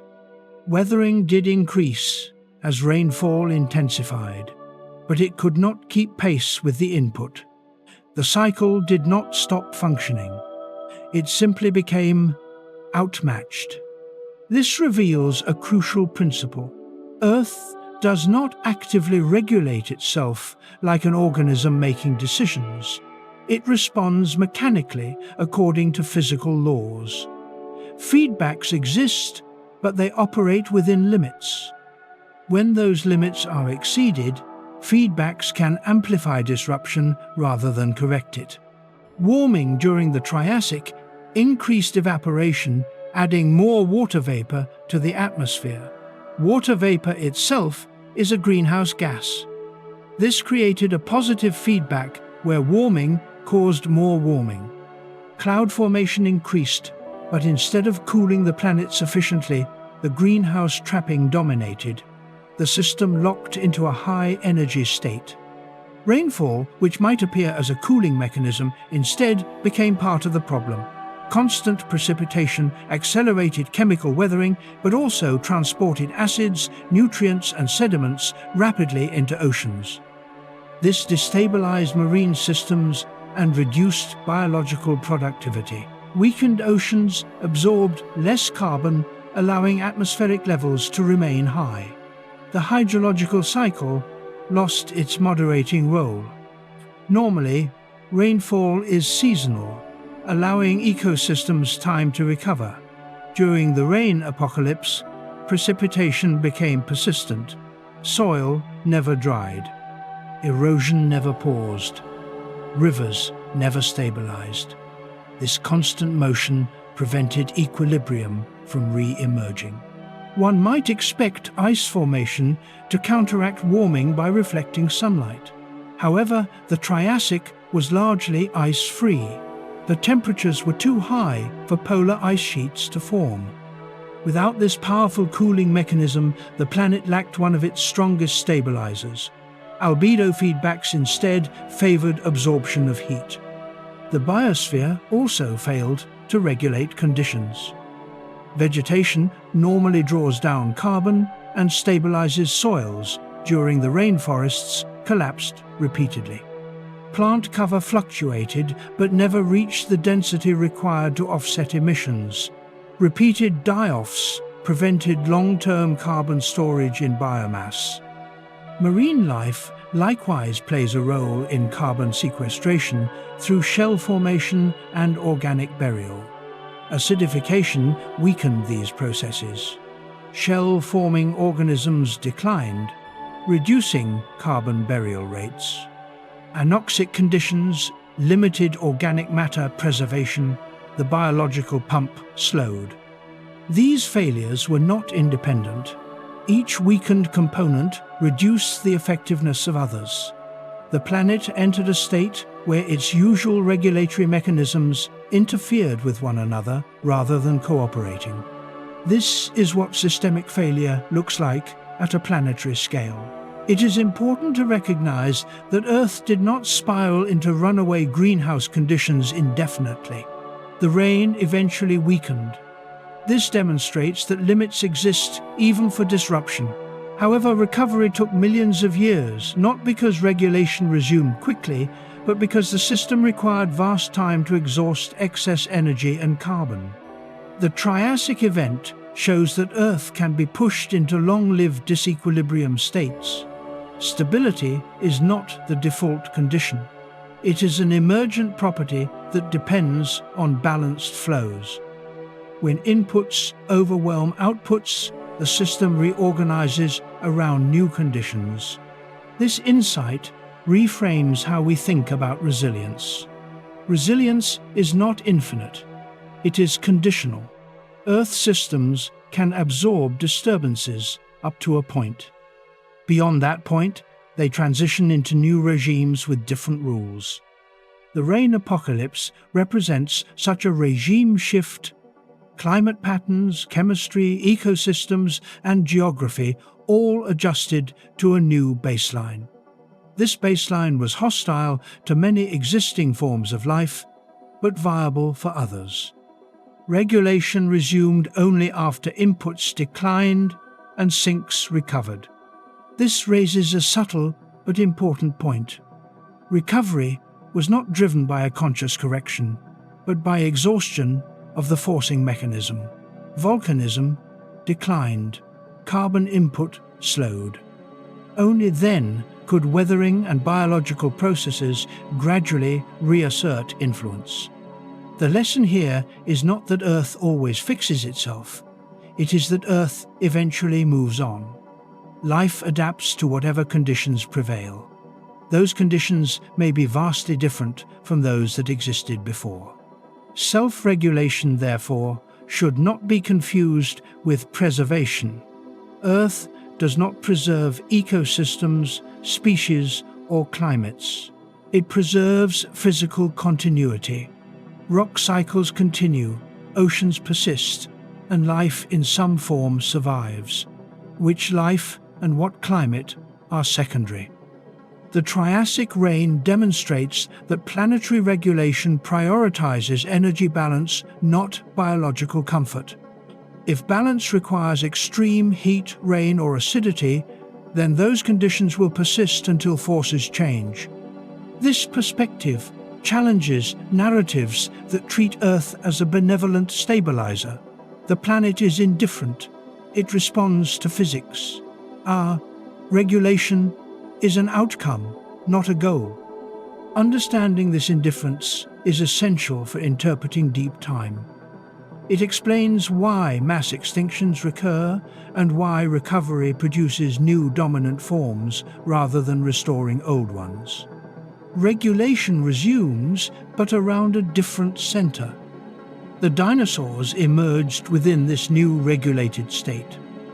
Once volcanism declined rainfall, moderated ecosystems stabilized around a warmer, wetter baseline. dinosaurs were suited to that baseline.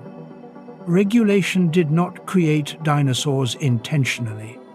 It simply created conditions they could exploit.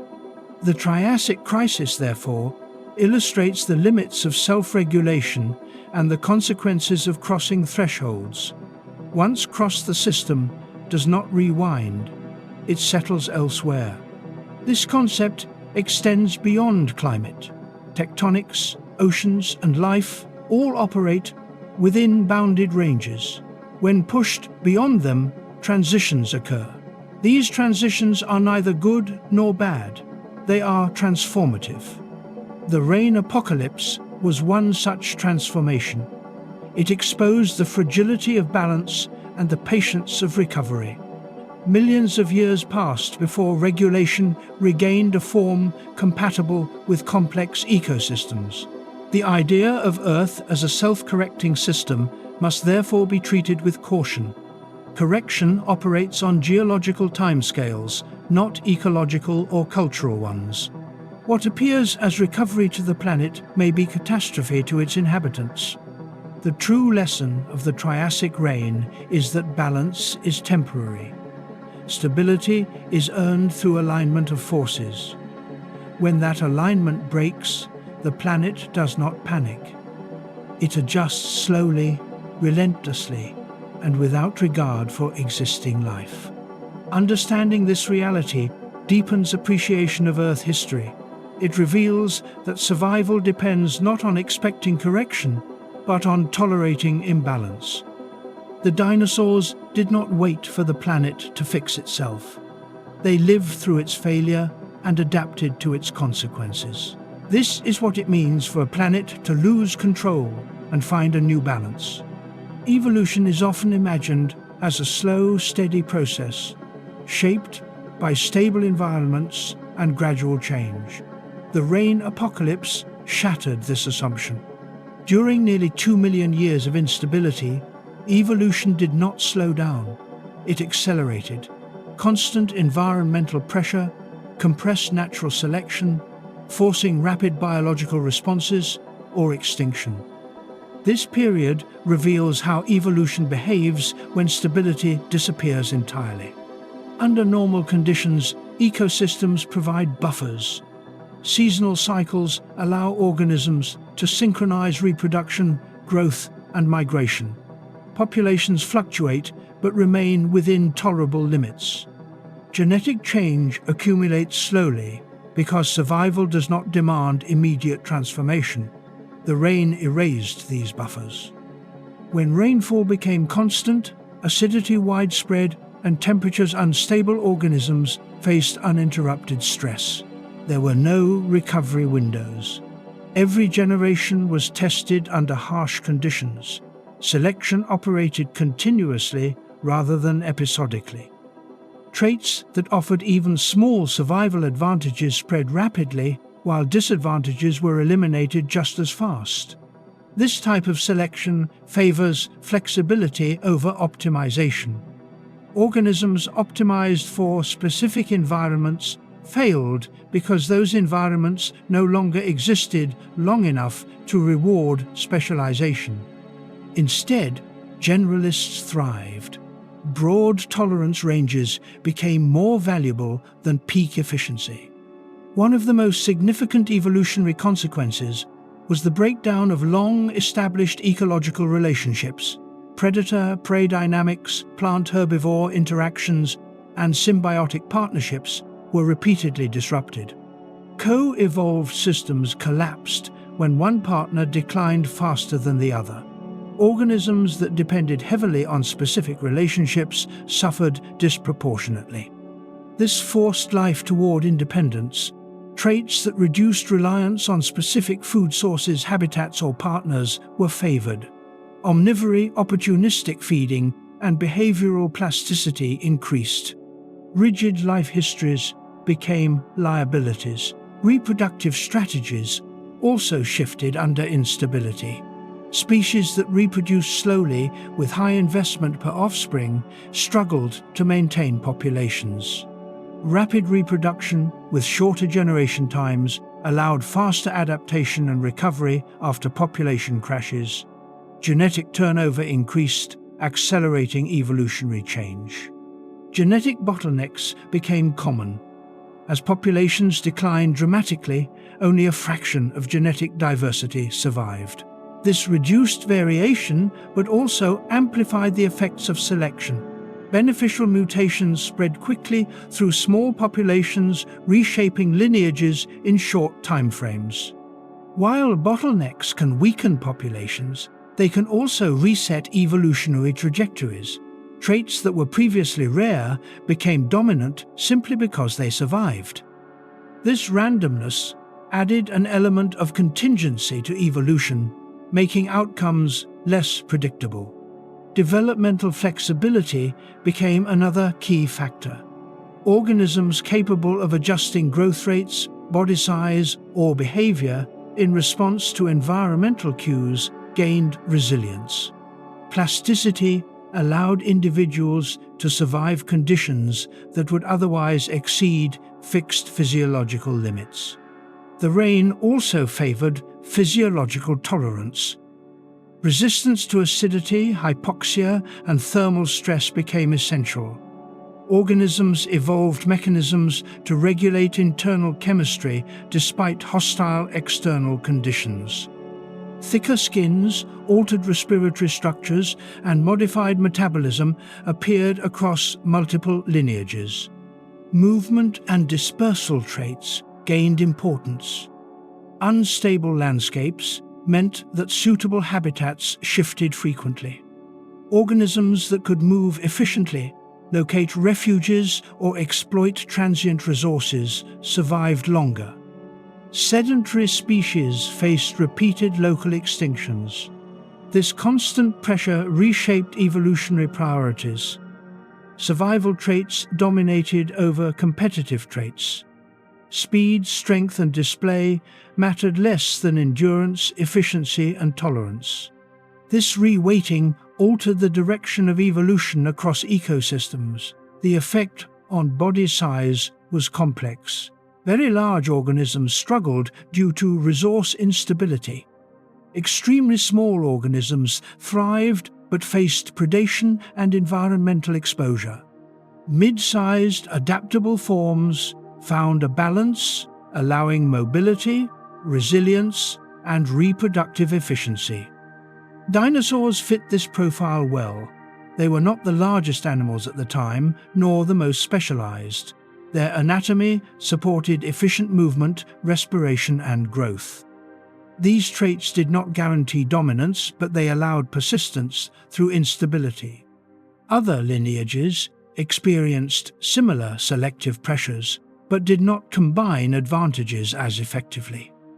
Some adapted partially, but failed in other aspects. Extinction filtered combinations rather than single traits. The rain also altered evolutionary pace unevenly across regions. Refugia, where conditions were slightly less severe, allowed slower change. Highly stressed regions forced rapid adaptation or extinction. This created mosaics of evolutionary rates across the planet. Speciation occurred through isolation in fragmented habitats. Floodplains, wetlands, and rift valleys separated populations repeatedly. Geographic isolation combined with strong selection accelerated divergence. New species emerged even as overall diversity declined. This paradox of simultaneous extinction and speciation characterizes periods of extreme instability. While total biodiversity falls, evolutionary experimentation increases among survivors. The tree of life prunes branches while thickening others. The rain apocalypse demonstrates that evolution is not inherently slow. It is constrained by environmental stability. Remove stability, and evolution responds rapidly, sometimes violently. This challenges assumptions that major evolutionary change requires long, calm periods. In reality, crisis can be a powerful driver of innovation. However, such innovation comes at enormous cost, measured in extinction. The long duration of the rain made its evolutionary impact especially deep. Short disasters may select for temporary traits. Prolonged crises reshape foundational biology. Respiratory systems, locomotion, metabolism, and life histories were altered permanently. These changes persisted even after conditions improved. Survivors did not revert to previous forms. Evolution does not undo adaptation. Traits forged under stress remained even when no longer strictly necessary. This legacy explains why post-apocalyptic ecosystems differed fundamentally from those before. Even with similar climates, the biology was new. Evolution had taken a different path. The rain, therefore, did not merely select winners. It rewired evolutionary rules. It shifted emphasis from specialization to flexibility, from dominance to endurance. This shift helps explain why dinosaurs later adapted so well to varied environments. Their success was not solely due to post-rain conditions, but to evolutionary conditioning during the crisis itself. The event also illustrates that evolution lacks foresight. Adaptations that proved useful later were not selected because they would matter later.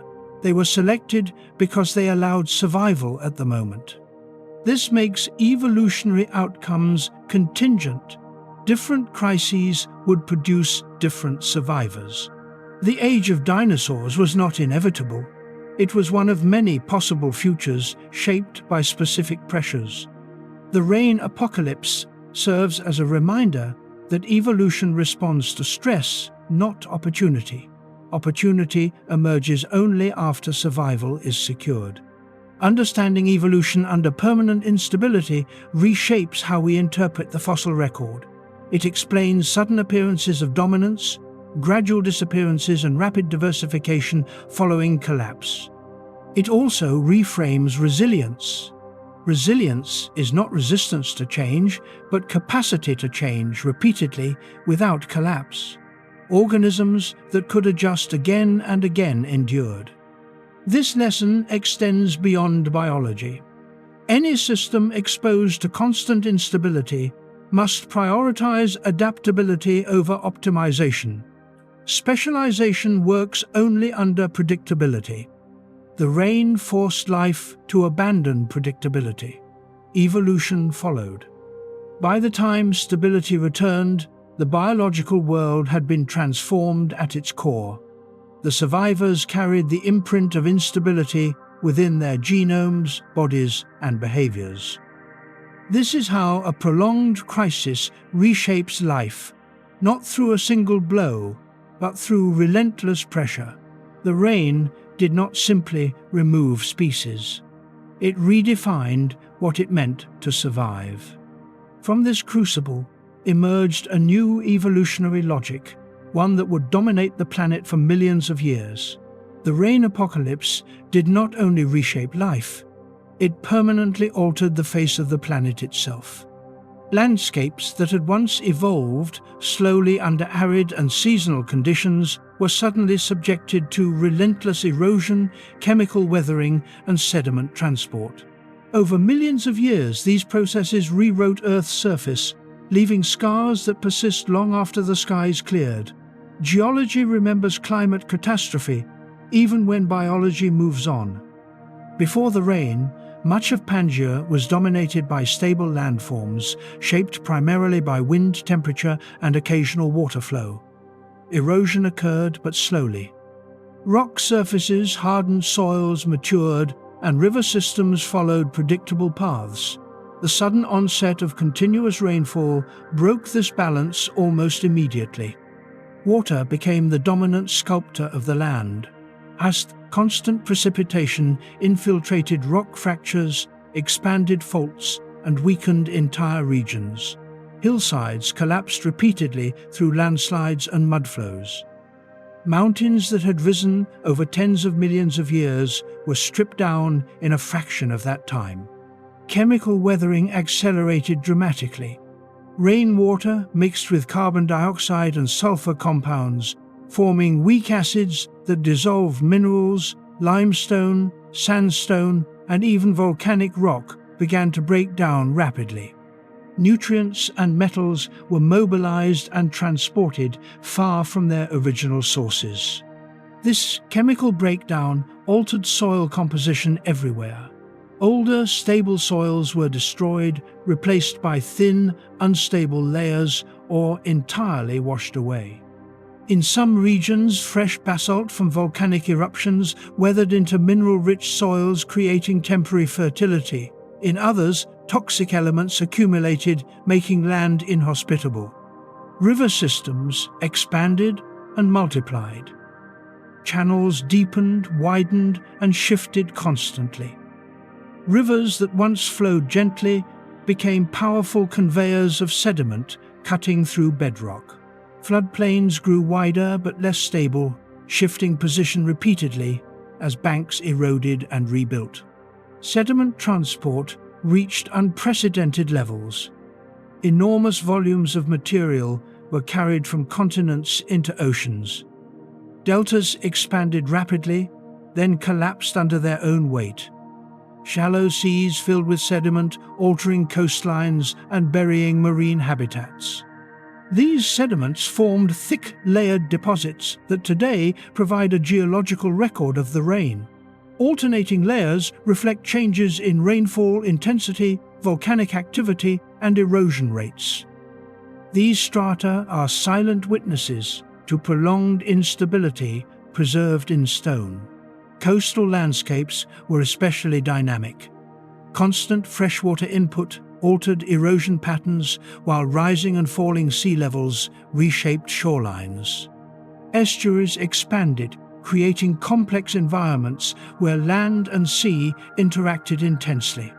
The weight redistribution caused by erosion had deep consequences.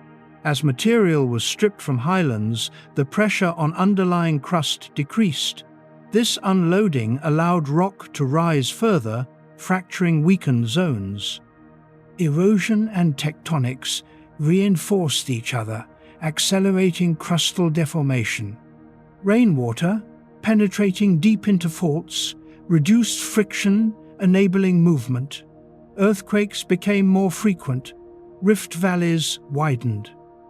The physical breakup of Pangea was aided not only by heat from below, but by water from above. Inland basins filled with sediment and water, forming large lakes. These lakes fluctuated dramatically, sometimes drying partially, sometimes expanding to cover vast areas. They acted as sediment traps, recording environmental change while influencing local climates. Landscape instability prevented long-term ecosystem anchoring. Vegetation struggled to establish deep roots in shifting soils. Without plant cover, erosion intensified, creating a feedback loop. Their land eroded faster, preventing recovery. The rain therefore flattened relief across much of the supercontinent. Sharp features softened slopes, lowered, and valleys widened. By the time rainfall declined, the planet bore smoother, younger landscapes than before. These changes affected climate even after the rain ended. Altered topography influenced wind patterns, rainfall distribution, and temperature gradients. Lower relief allowed air masses to move more freely, reducing extremes in some regions. The legacy of sedimentation extended into the oceans.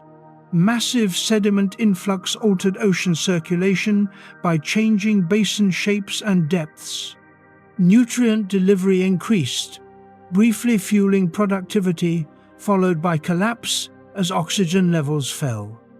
Some of the sedimentary rocks formed during this period would later become fossil-rich layers, preserving snapshots of life under stress. Others would become reservoirs for water, hydrocarbons, and minerals, shaping future geological resources.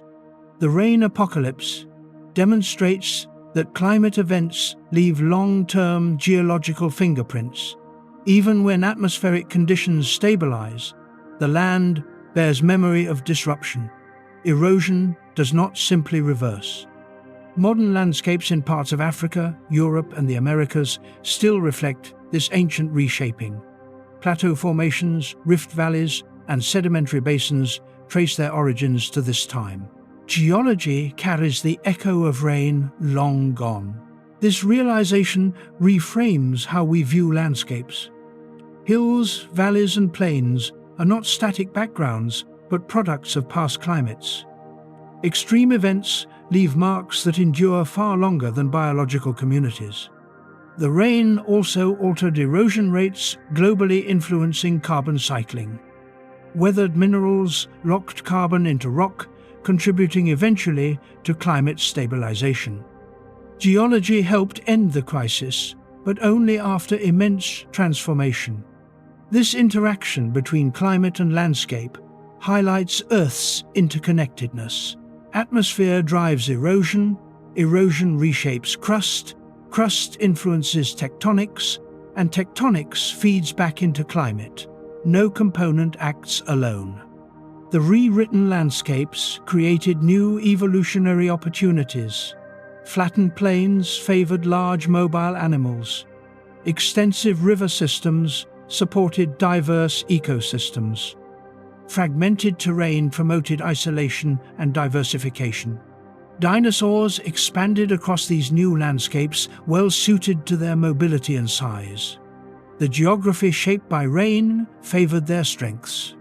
The land that dinosaurs inherited was therefore not neutral. It was engineered by catastrophe. Its structure influenced how ecosystems reassembled and which lineages flourished.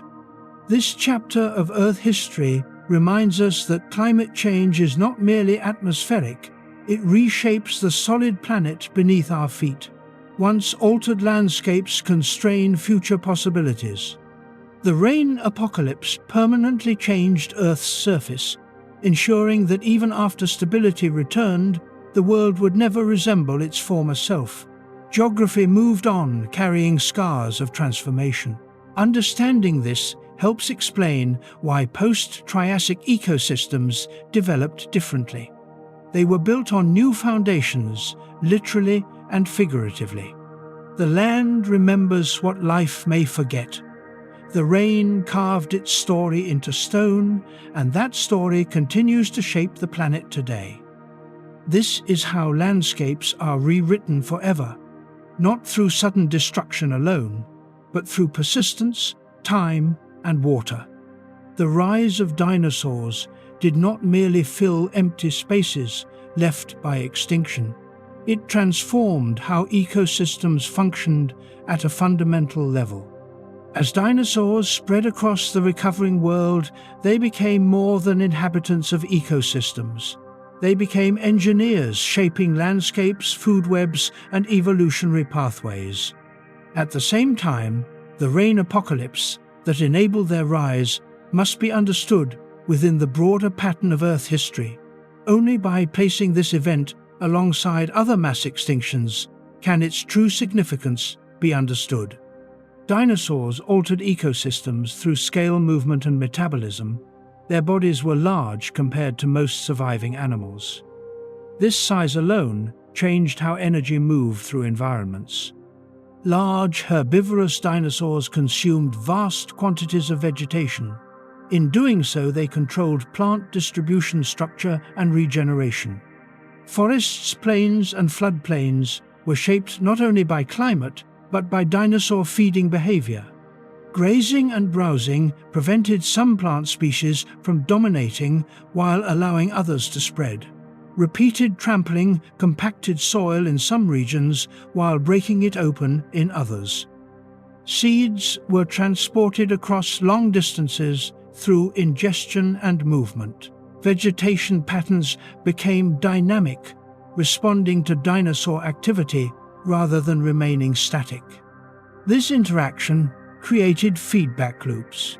Plant communities adapted to withstand heavy consumption by growing faster, developing tougher tissues, or producing chemical defenses. These changes influenced herbivore evolution, which in turn shaped predator evolution. Dinosaurs were not passive participants in ecosystems.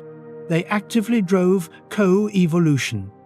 Large carnivorous dinosaurs further altered ecological balance. By regulating herbivore populations, they indirectly shaped vegetation. Predator pressure influenced herd behavior, migration patterns, and habitat use. This reduced overgrazing in some regions while concentrating impact in others. Landscapes became patchworks of heavily used and lightly used areas, increasing habitat diversity. Nutrient cycling was transformed by dinosaur movement. Large animals redistribute nutrients through waste, decomposition, and carcasses. Dinosaurs moved across vast territories, carrying nutrients from fertile floodplains to uplands and back again. This mixing enriched soils in areas that might otherwise have remained nutrient-poor. Water systems were affected as well. Frequent crossing of rivers and wetlands altered channels, banks, and sediment distribution. Paths created by repeated movement influenced drainage patterns and plant colonization. In effect, dinosaurs became agents of geomorphological change. These engineering effects stabilized ecosystems after the apocalypse. Stability did not mean lack of change, but predictable cycling. Dinosaur-driven ecosystems could absorb disturbances without collapsing entirely. Diversity increased because multiple niches were maintained through continuous modification. This stabilizing role helps explain the longevity of dinosaur-dominated ecosystems. Once established, they persisted through significant climatic fluctuations, volcanic events, and continental drift. Dinosaurs were not simply beneficiaries of stability. They helped create it.